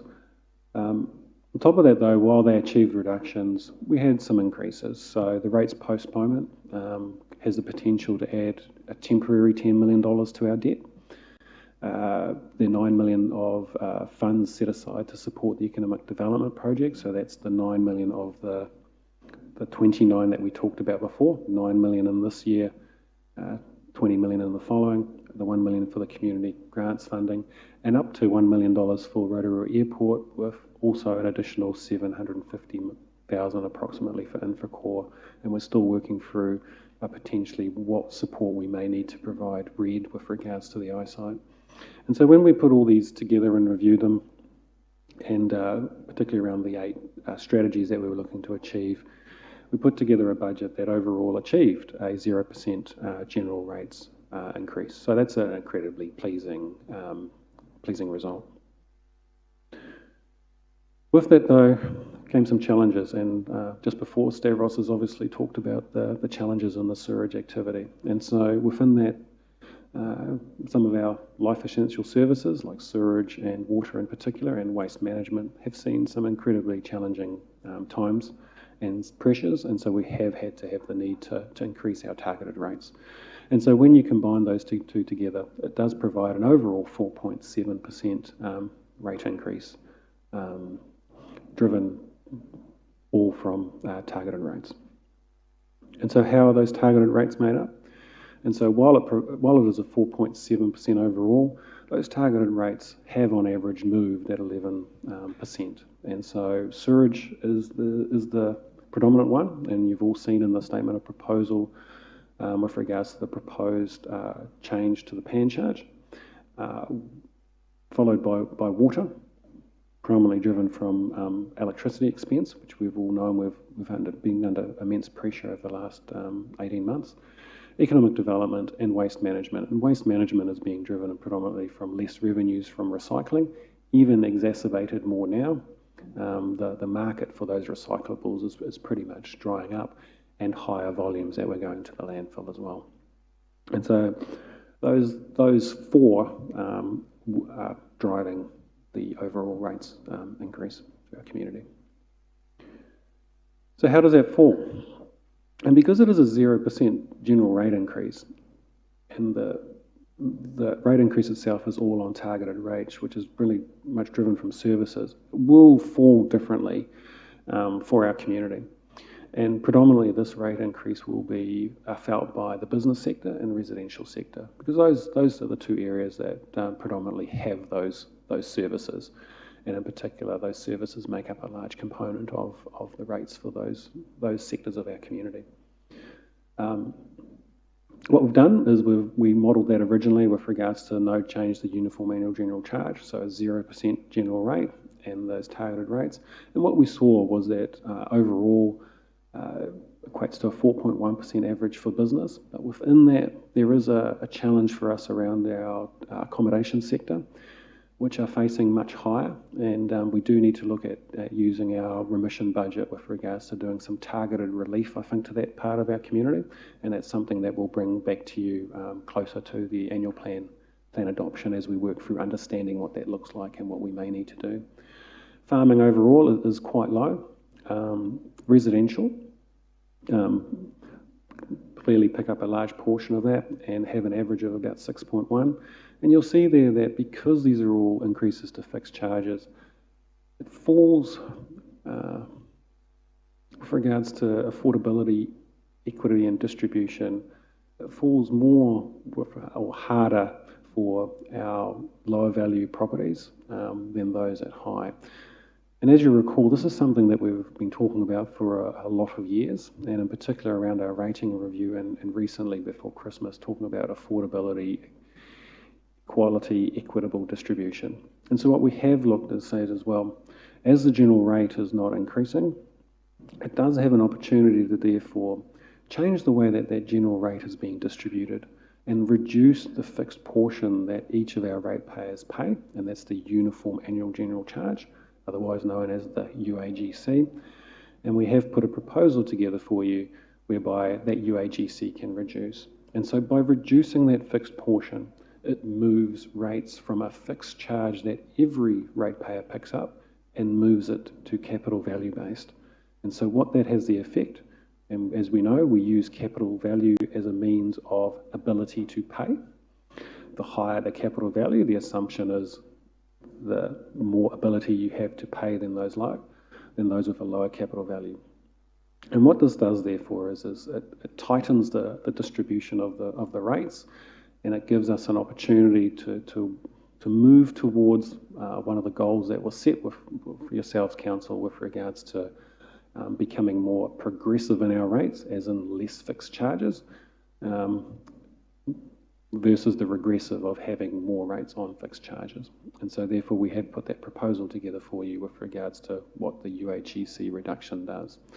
And in effect what that does is it moves the general rate from lower value properties more to higher value properties. It tightens the band with regards to the residential sector. A lot of the properties are more closer together now in the rates increase, whereas as before you will see, while the dollar amounts were similar, the percentages were obviously significantly different. Lower value properties were picking up a larger percentage, even so the dollar amount was quite similar. And so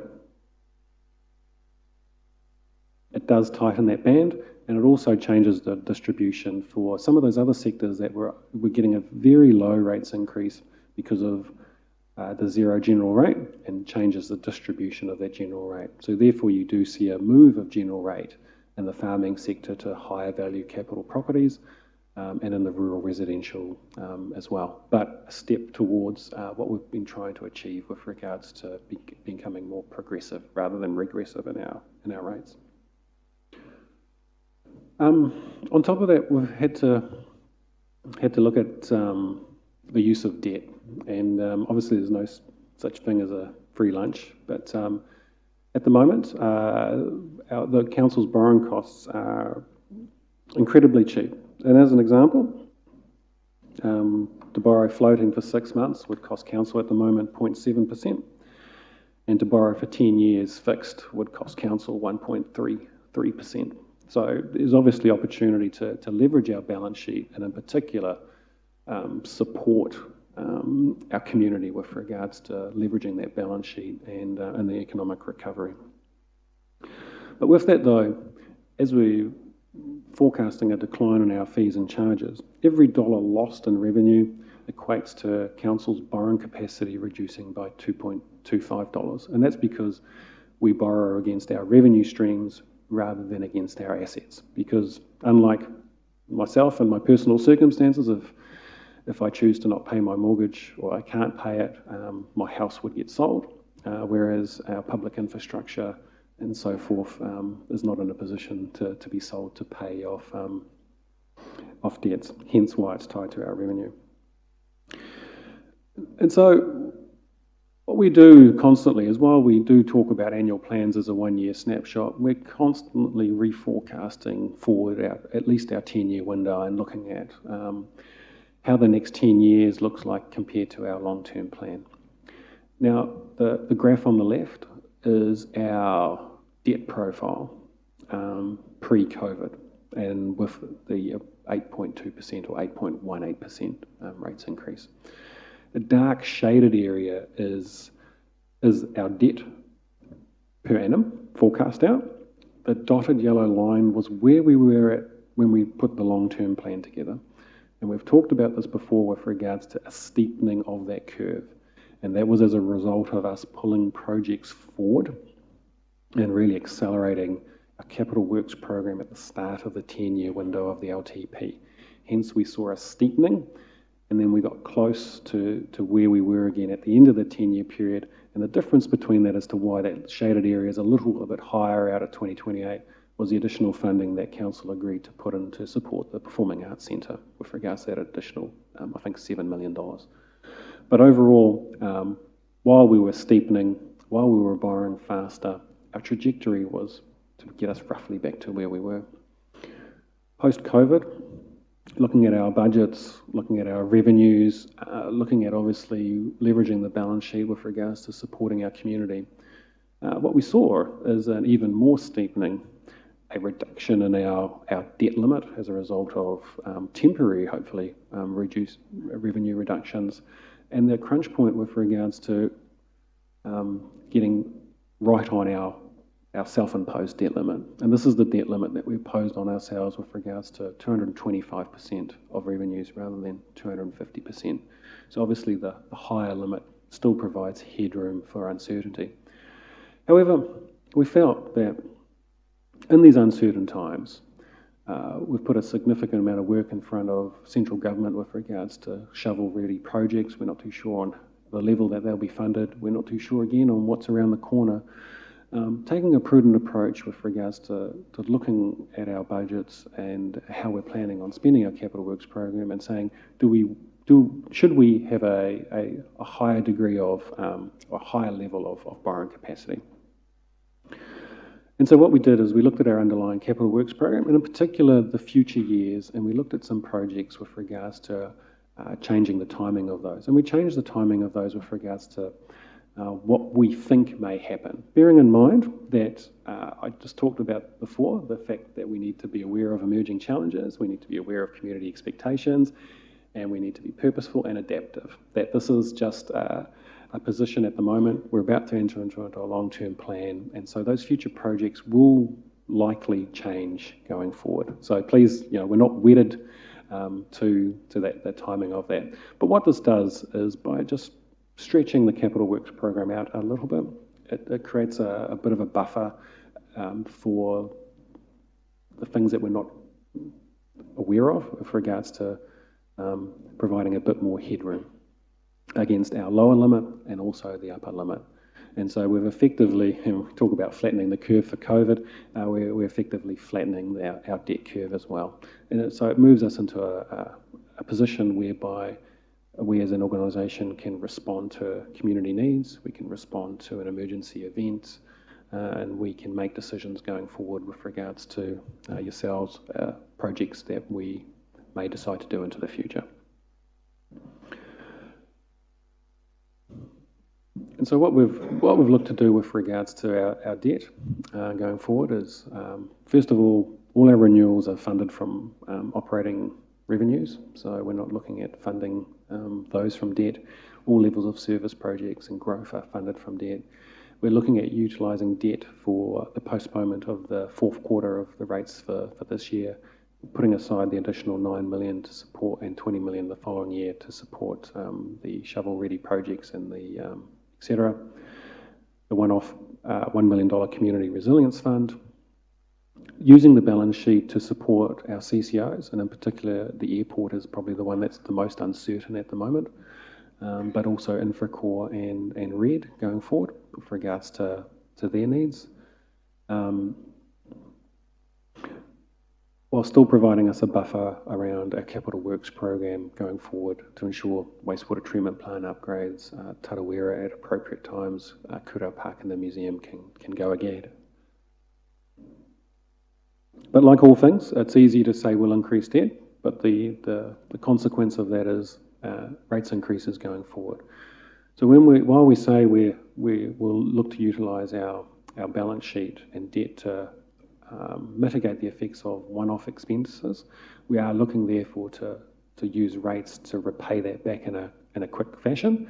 So any operational shortfalls as a result of that uncertainty that I talked about before, we will look to repay that debt over a 5-year period. And with regards to the proposed borrowings to fund the shovel-ready projects, we would look to fund that over a 25-year period. So as you can see, therefore, over the 5-year period, we will have to therefore see rates go up as a result of the need to pay down this debt going forward. And just the last one on cushioning the blow. So we do have that rates postponement. The update that I can give you there is that we've had 70 applications so far and 1 day to go for the rates instalment. Of that 70, 40% were businesses and 60% were residential. Of the total, 40% have been approved. 40% we've gone back and say we need more information because you haven't provided everything we've asked for, and 20% have been declined, just on that. And so that's the final roundup. Coming back to the 8 strands. Overall, if I start at cushioning the blow, continuing to offer that rates deferment with regards to the 4th instalment, seeing how this instalment goes and whether we should extend or do something different for the 1st instalment in next year. But at the moment, it would seem, based on the level of applications, that we may not need to do something in the 1st instalment. However, time in the next couple of months may show that that's different. A prudent approach to rating. So a 0% increase to general rates and an overall 4% increase in rates as a result of the targeted rates, and to ensure that some of our essential services are funded adequately.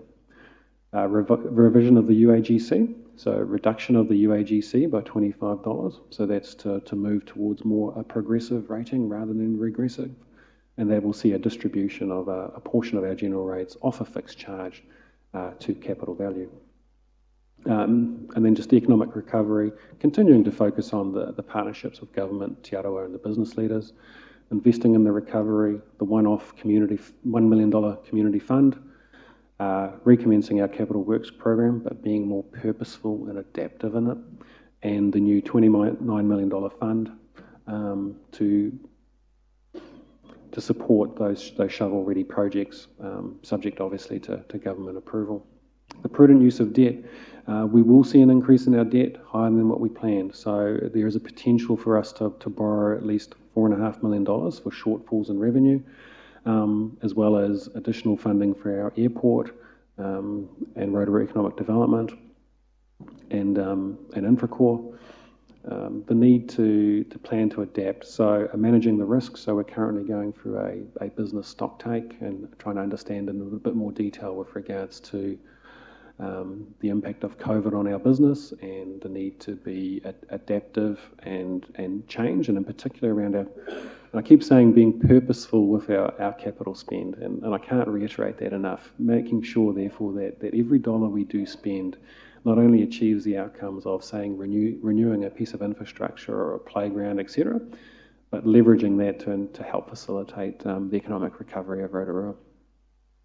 Staying aware of emerging wider issues and making sure that our organisation is fit for purpose with regards to its size, shape and capacity to facilitate that change, and maintaining our direction. So ensuring all council services are funded adequately, ensuring the vision of 2030 remains, and in particular around housing and thriving communities at the heart of all the things that we do, overarched by obviously the recovery of Rotorua, build back better. So with that, I'll just go quickly. So before questions, so just the timelines. Normally by now we'll be considering feedback on our proposal, so we're obviously very late. And the thing to be aware of is we will not be in a position, because the statement of proposal for wastewater has to be out for 28 days, and the annual plan will coincide with that. We will not be in a position to adopt the annual plan by 30th of June, so we are looking at adopting late. However, legislation allows for that, and as long as we can adopt by 9th of July, we'll be in a position to be able to set our rates in time for that first instalment. And so that's the timeline that we're working towards.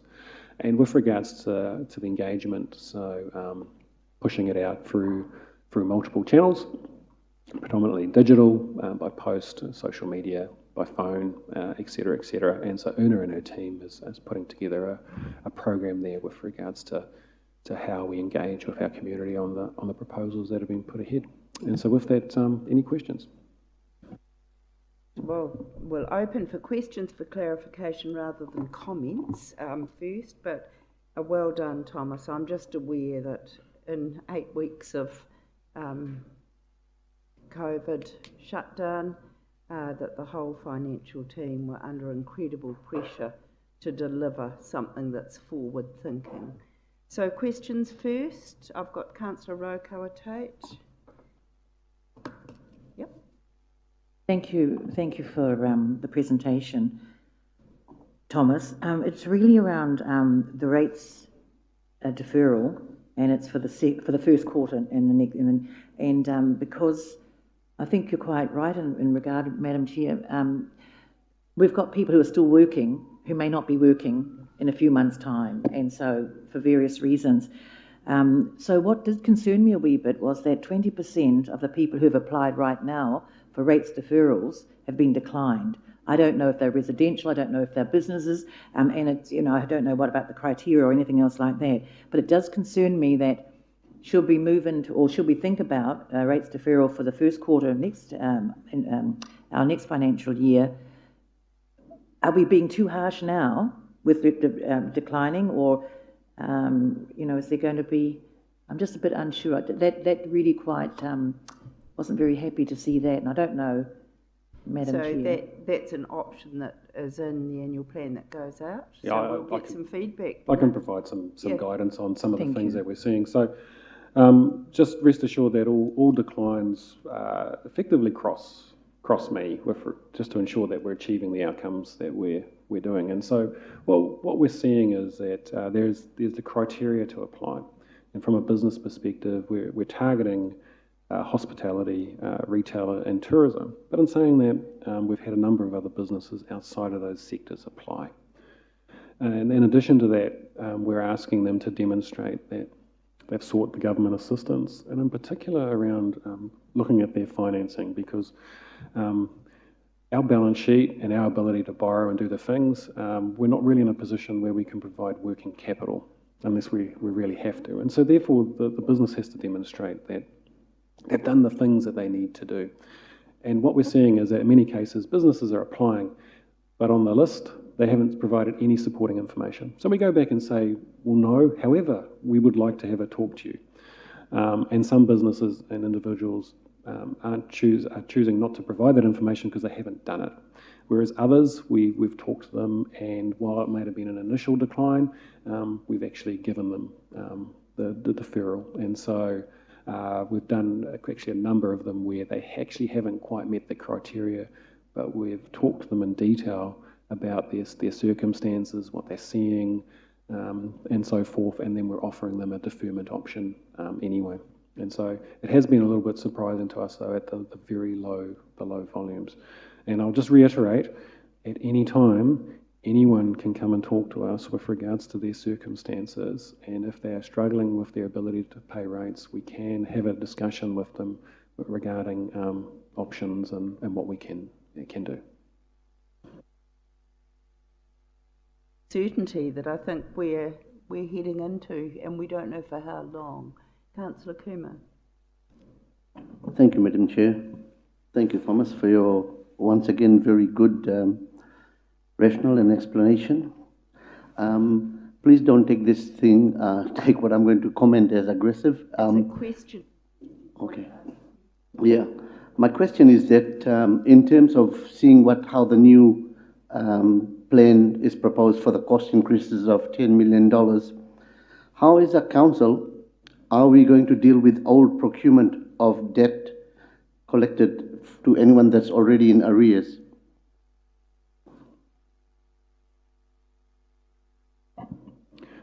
Most of our approach in collecting the debt hasn't changed. It was interesting, and one of the applicants was someone who was already on a payment arrangement and couldn't stick to that.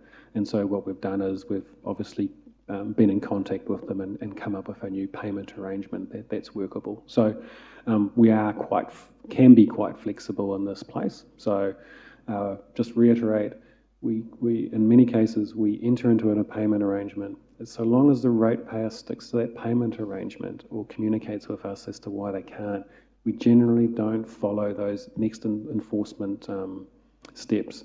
And just for reference, those enforcement steps at the end of every fiscal year, around about January, we do mortgage demands. And so this is legislated with regards to any ratepayer with a mortgage that hasn't paid their rates. The banks add that to the mortgage and pay us, and obviously, therefore, that last resort with regards to rating sales. And as you know, we very rarely do those, and they're always as a last resort. The first thing we always want to do is work with the ratepayer and coming up with a payment arrangement that works.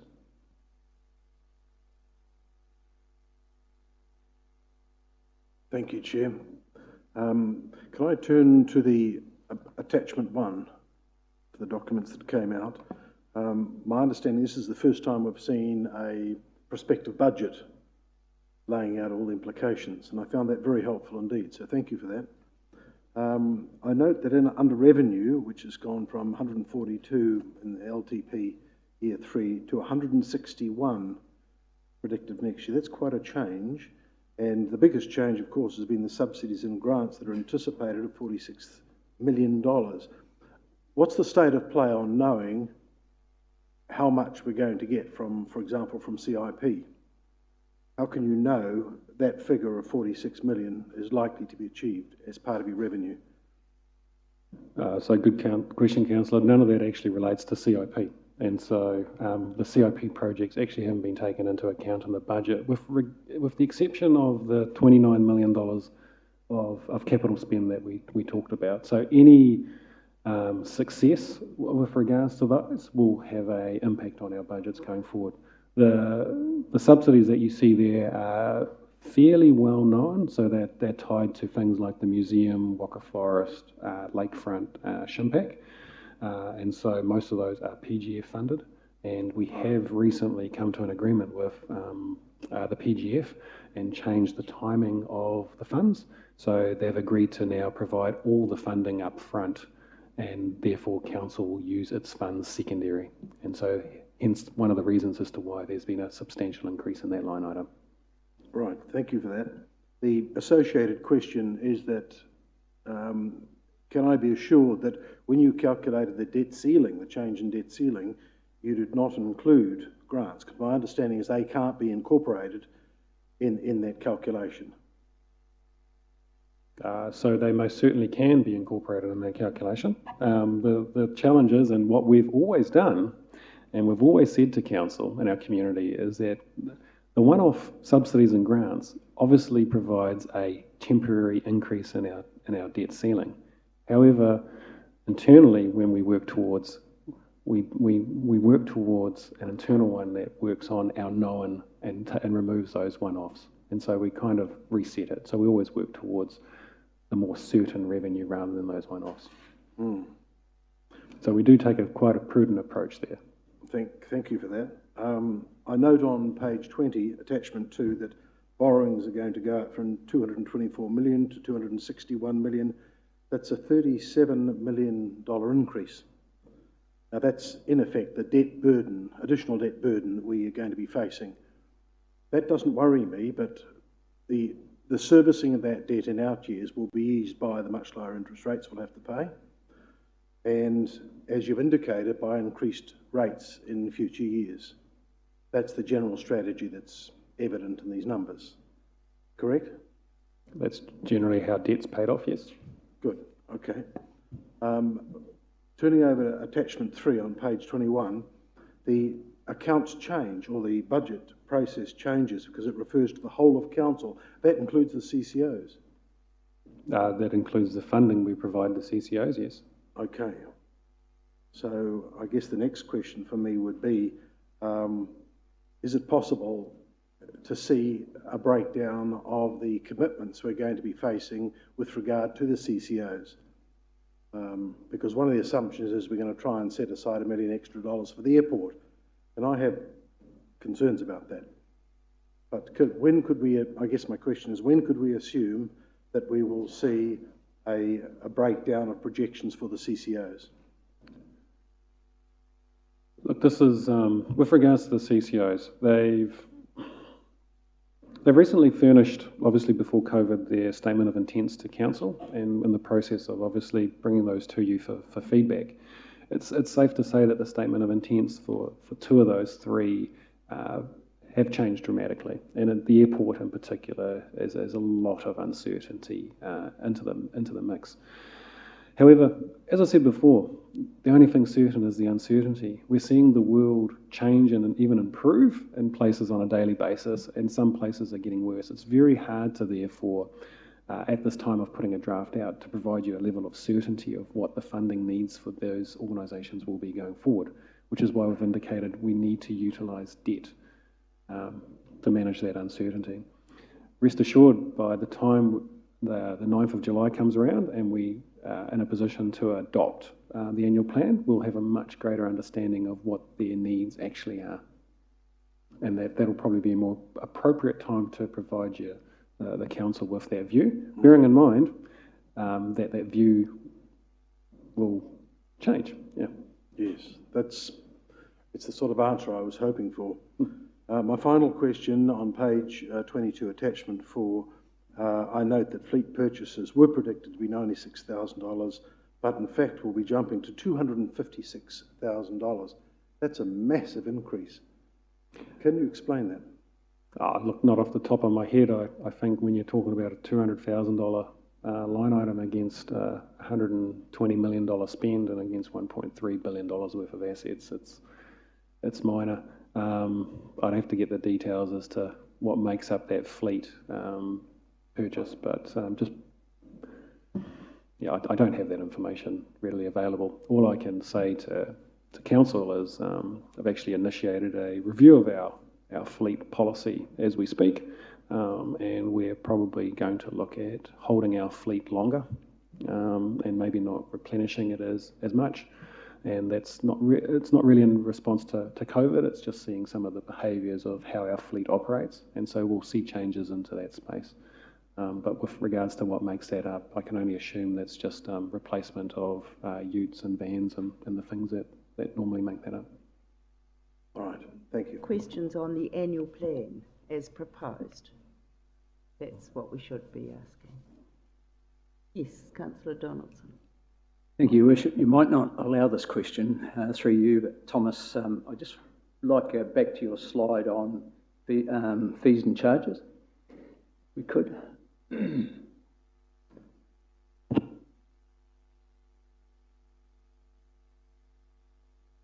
So there's a budget risk of 2.3 million there from parking. And I'm not sure what the total revenue from parking is, but if we approve this today to go out for public consultation and there's a council decision that there is no revenue from parking going forward, how does that affect the consultation process on the annual plan, and where does that gap get plugged? Use of debt, transfer to rates? Can you comment on that? Look, it does get complicated. All I can say is that any change in parking that will result in less revenue being collected will mean council will borrow that shortfall unless you decide on what level of service to our community should be reduced to offset that. So what other service should come? Parking as a whole provides approximately $3 million of revenue a year. and that supports a whole number of operations, in particular around our CBD. You know, as an example, the cleaning of our CBD costs well over $1 million a year. And so these are the sorts of revenues that provide that funding. And so any decision made around that would likely fit in this, but obviously any dollar less would be a dollar borrowed.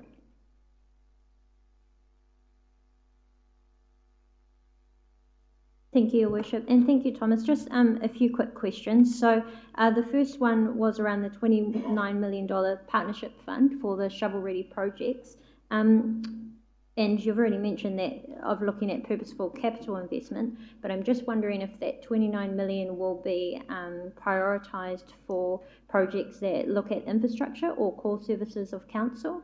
And I just ask that because it is our core service to look after infrastructure, and it would be my personal expectation as a councillor that any projects that were funded do fall into the core service of council. And I say that because I'm very wary that that $29 million will be paid off over 25 years, which is essentially affecting the next generation as well. So if we're going to borrow that amount or defer that amount from our CapEx projects to then support partnership projects, it would be my expectation that those infrastructure projects would be prioritised.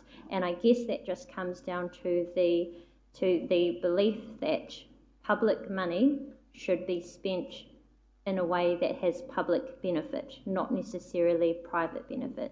So that's the background to my question on will it be still targeted around areas that are of core services to council. The second question, it's just a small one, but I think some people will look at it and get a little bit concerned around the refuse collection that's highlighted in the annual plan. It's not quite clear if you're saying that recycling will no longer continue, or you're just acknowledging that we shouldn't expect to collect a revenue from it anymore, and it may be actually come as a loss to continue to do recycling. So that might be a question for Stavros, but just some clarity for the public who may look at that and think, well, are we no longer going to recycle?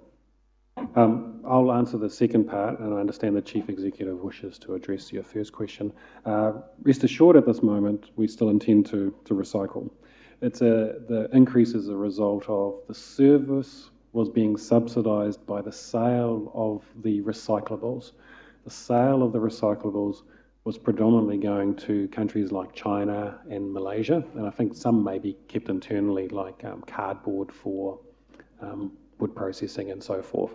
Those markets have contracted. It's harder to sell, so less of it can be sold. So obviously they have to find alternatives, either sell it cheaper or do something different with it. That's the main driver. There is no intention to stop recycling services to our community. Right, and through the chair, with regards to the $29 million, the intent has been communicated that is intended to drive jobs and long-term economic benefit for our community. How that's done is still at this point will be totally dependent on the sort of projects that are identified that will actually be able to achieve those goals. All of those projects will actually come back to council ultimately for approval. So the nature of the spend, I don't think anyone could project at this moment precisely what those investments would actually accurately be on.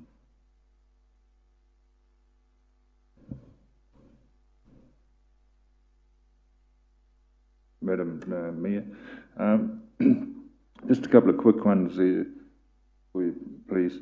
Did council or the CCOs during the lockdown, did they take advantage of any of the government wage subsidies? And the second question is that when you were giving consideration to your budget for the whole of the city, did you give any consideration to bringing back to council some of the commitments we have made prior to the pandemic that was underwriting some businesses, some firms? And in the same token, did you consider the increased payments to some select interest groups? Could I suggest that is not annual plan questions. Thomas presented the annual plan, with the costs and the fees associated. Those questions are operational that should go to the next committee. I don't know if you want to comment on anything there, but it's not the annual plan. It's not, but however, yes, one of our CCOs was successful in collecting the wage subsidy that was Infracore. I understand the airport as well, but RED, because of the way that it's funded, not so much. With regards to your second statement, I actually don't know what you mean, but rest assured, I just don't understand what you mean, but no.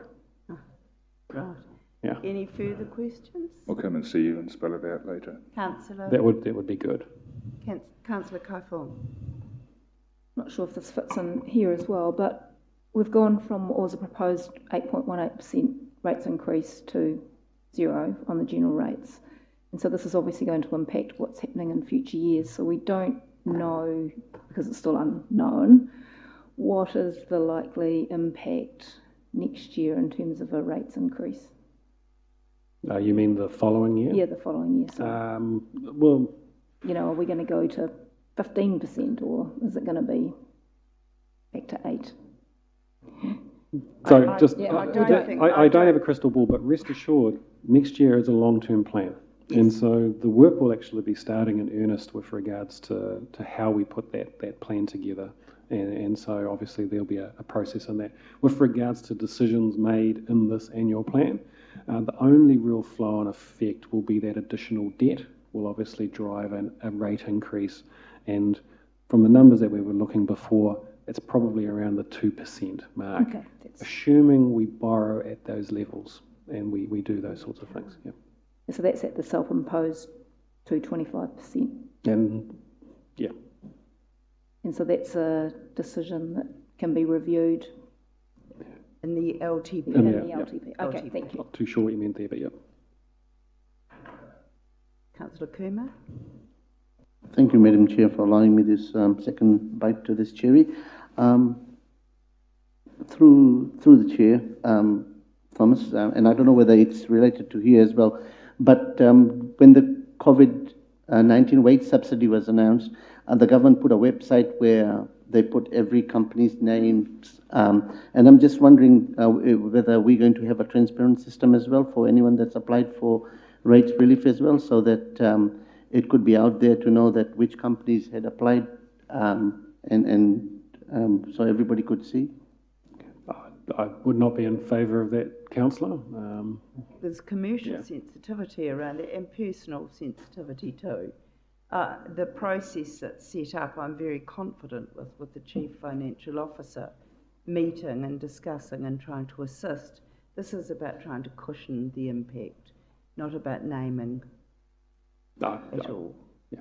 And just my second question is, I see we've mentioned over here some of the cost-saving measures is that there'll be no new staff hires. So what measures are we taking if there is going to be any good official that's left the building or having to leave the building?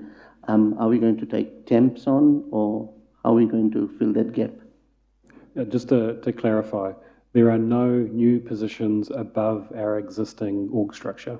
Okay, and with regards to the numbers, that doesn't mean, therefore, that we can't replace essential staff if they choose to leave at this time. Obviously, we'll go through a process of deciding whether we should and how we should do that. But what we're saying is we're not looking to increase the total FTE numbers. And so, just to clarify, as an example, we were seeing huge demand in our building consent area and our regulatory and licensing area. So we were looking at seeing increased revenues, but looking at increasing the level of staff in those areas to support that demand. And we're not expecting that demand to be at that level, so therefore those additional staff members may not be required. That's the sort of stuff that we're talking about when we're capping our staff. Councillor Rotorua. Thank you, Madam Chair. It's just a follow-up to the question from Councillor Kumar. I mean, because we're in changing times and we might not have the school level in certain areas that we require, and I'm thinking about perhaps consultants who have specialist modelling knowledge, specialist economists and things like that. So I'm just wondering, does the no hiring Well, I'd hate to think that we're going to put ourselves in a corner where we need some absolute expertise in certain areas at this critical time, and we've got this ruling put in place and we're not going to be hiring. So surely we're not going to be cutting off an opportunity to get the expertise in should we require it because of the ruling that we're putting in place. Thank you. Just point of clarification. Let me, I guess, clarify. We've talked before about being purposeful. We've talked before about understanding the emerging issues and being adaptive. And so what we're saying is we wish to cap the envelope that we operate in. But within that envelope, things will arise and we'll have to respond and adapt and ensure that our organisation is resourced appropriately. So we're definitely not taking that worst case scenario as you would suggest. That's reassuring. Thank you. You don't appear to be... Yes. Point of clarification, you can possibly answer this yourself, Madam Mayor. No, I'm in the A lot of this planning that we've been presented with is contingent on all sorts of unknowns. That's acceptable. What are likely to be the long-term planning process deadlines? Because a lot of this planning will fudge across into the LTP process. What do you expect to be those deadlines? And that's wrong for me to answer that, but thanks for trying. I do know the answer. It's the LTP. This is the annual plan. Thomas, do you just want to I can provide some that? clarity. In a usual year, we would adopt the annual plan at the end of June and we would kick right into the long-term plan in July and August. That's a normal year. And so ahead of that, Stavros and his team have already started the asset management planning review and the infrastructure strategies. It's roughly the rough timeline will be internally, we will start the LTP process come July with a view of obviously putting together a draft LTP and workshopping it with councillors and the community boards. With regards to that rough timing, the view is to have a draft LTP pre-Christmas with yourselves, going out to the community in March or April the following year, and that's the rough timeline. There will be a significant amount of workshops during that time, and no doubt we'll traverse a lot of issues and challenges during that. And Una and her team, unfortunately, have been very focused on the recovery program, the statement of proposal and the annual plan, and so we haven't had an opportunity yet to revise the new LTP timeline, but we will communicate that in due course. But for new councillors, I think that's a good question. It never stops. We just will get the annual plan, hopefully, signed off, and we're straight into the next process. It doesn't stop. The cycle goes all year long. All right. Is there any discussion? Councillor Donaldson? Just a comment, Your Worship, and I just want to acknowledge as you have already, the huge work by Thomas's finance team from their own homes with their own bubbles running around the place and through the platform of Zoom meetings to get us to this point. But I also like to acknowledge that the proposed rates rise has been achieved with a freeze on rates across the organisation of council as well for the next 12 months. And I think that needs to be acknowledged. So with that, I'm happy to move part 2 of the recommendation, Your Worship.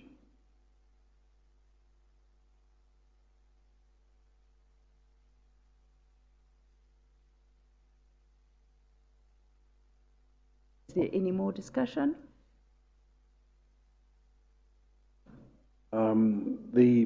A couple of components that relate to much earlier in this meeting, with regard to parking revenues, you indicated about 3 million they used to fund parking related services. Would it be possible, please, as soon as possible, to have a income and expenditure statement back over the last 3 years of the entire parking system? McPherson, that needs to be part of the report that will be in the report. That's exactly that. Touche. That's exactly why we decided, and I moved that we will take it to the operations and monitoring, so that all of those facts will be there for us. That is not the annual plan. So I just want to comment. I think you've been amazing as a team. we were cruising along with a very certain future, and it was one predicated on growth and confidence and optimism, and then something unprecedented hit.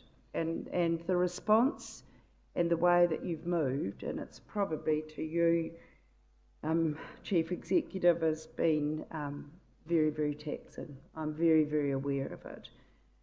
They're looking internally at the organisation as well to look at costs within the organisation, and cost pressures, as you pointed out, Councillor Rotorua Tate, means that I'm sure we're going to hear the Chief Executive over the next year say, we are not able, we don't have the capacity to respond to that idea.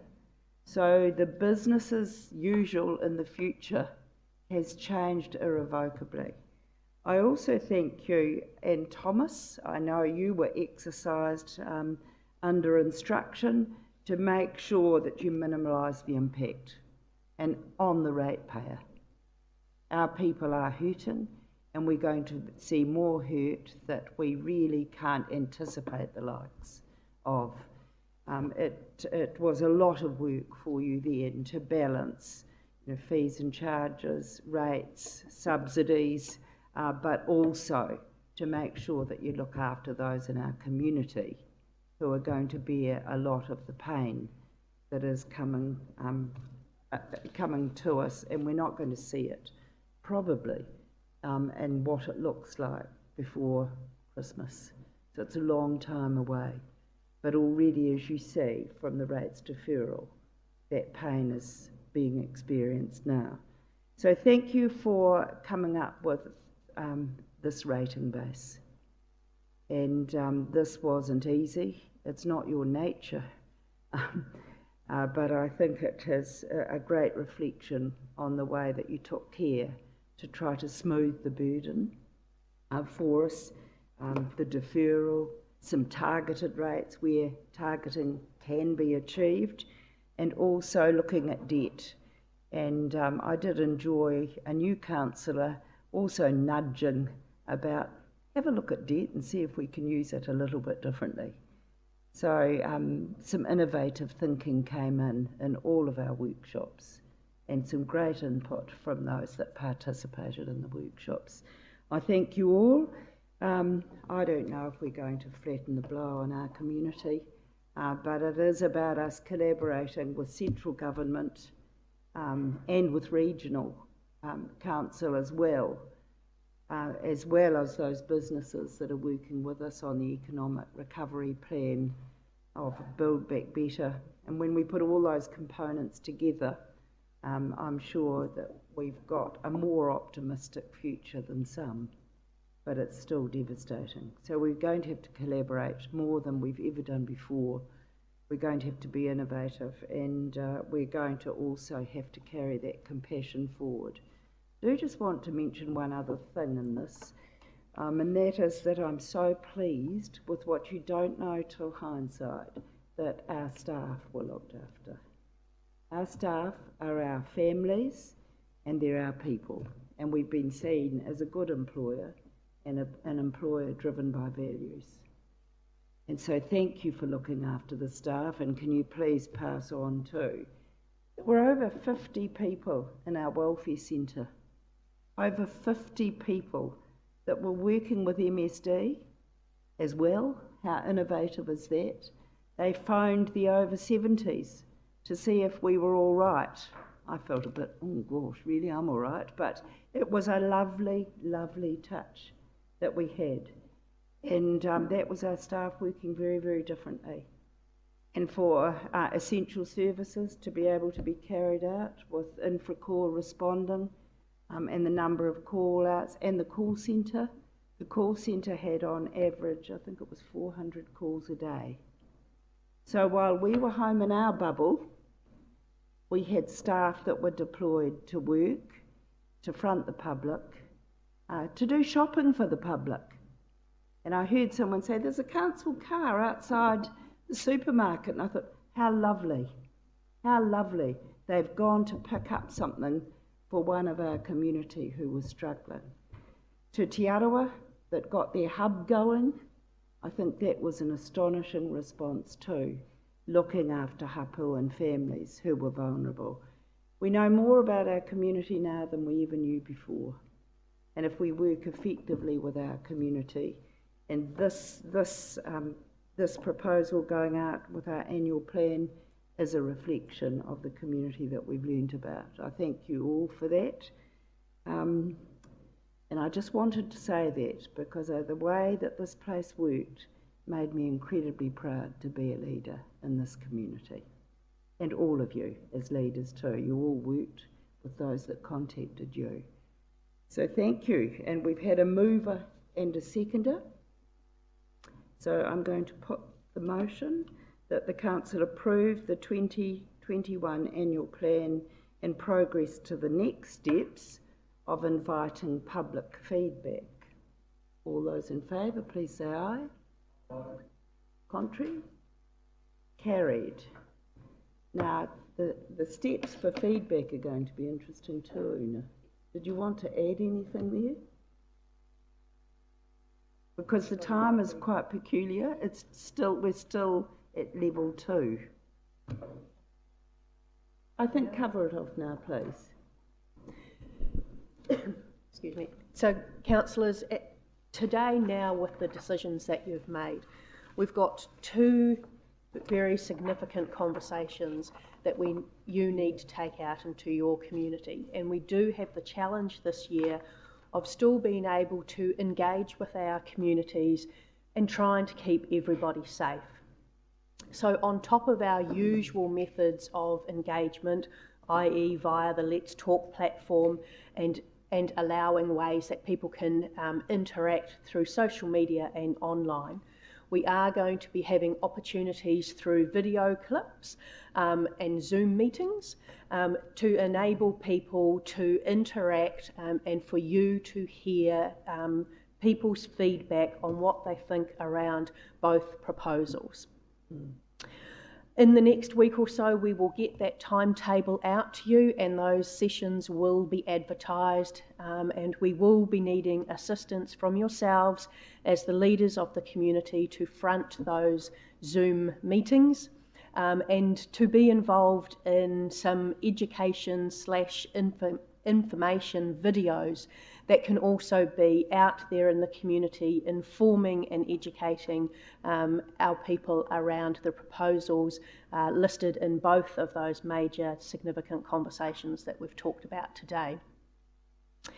In addition, the wastewater services has a slightly more technical aspect to it, in that as it's a special consultative procedure, we have to run a set of formal hearings. That has been scheduled for the 25th of June, which is a very short time frame from when the actual consultation period closes. And those people that choose to submit on the statement of proposal will have the ability to come into council, and that might not necessarily be face-to-face. It will depend on the numbers of people that wish to come in person and speak face-to-face in support of their submission.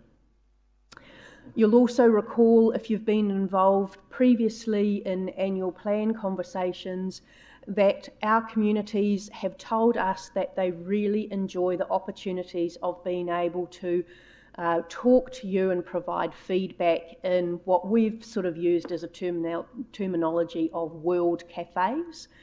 As opposed to actually coming in and standing and being a lone soldier in front of, en masse, 11 elected members and a number of executive teams. So we are hoping to replicate that process through the opportunities utilising Zoom and webinars and videos.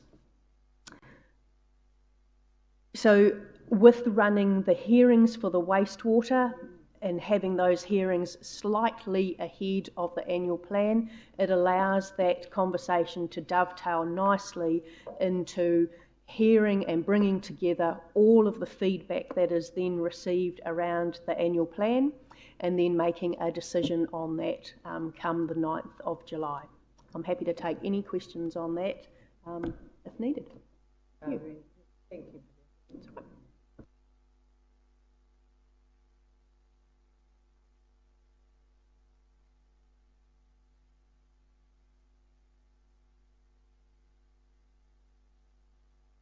Thank you, Madam Chair. I can't stress enough the importance, as Una has, of the small cafe-type forums.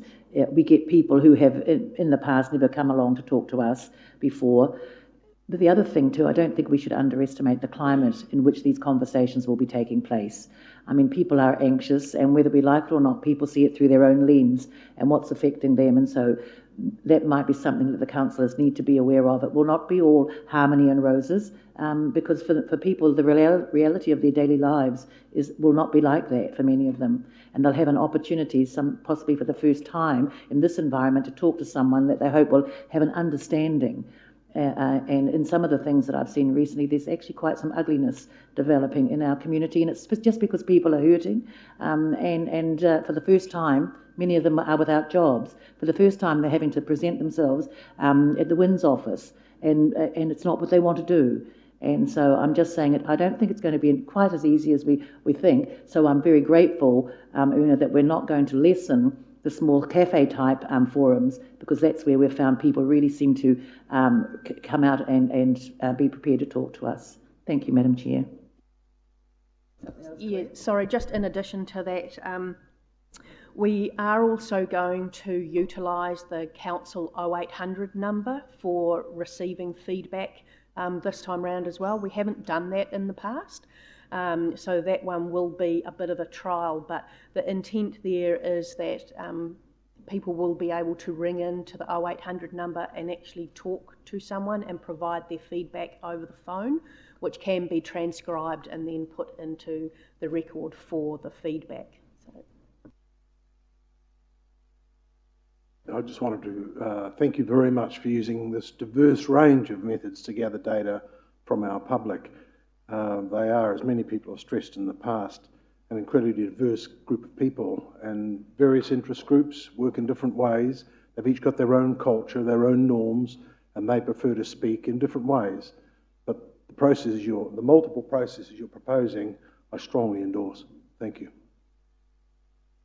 It's good. Actually, the consultation is as good as all of us participating, because we learn then too what's not understood in some of the terms we use. So you can make it enjoyable, but I don't think it's going to be easy.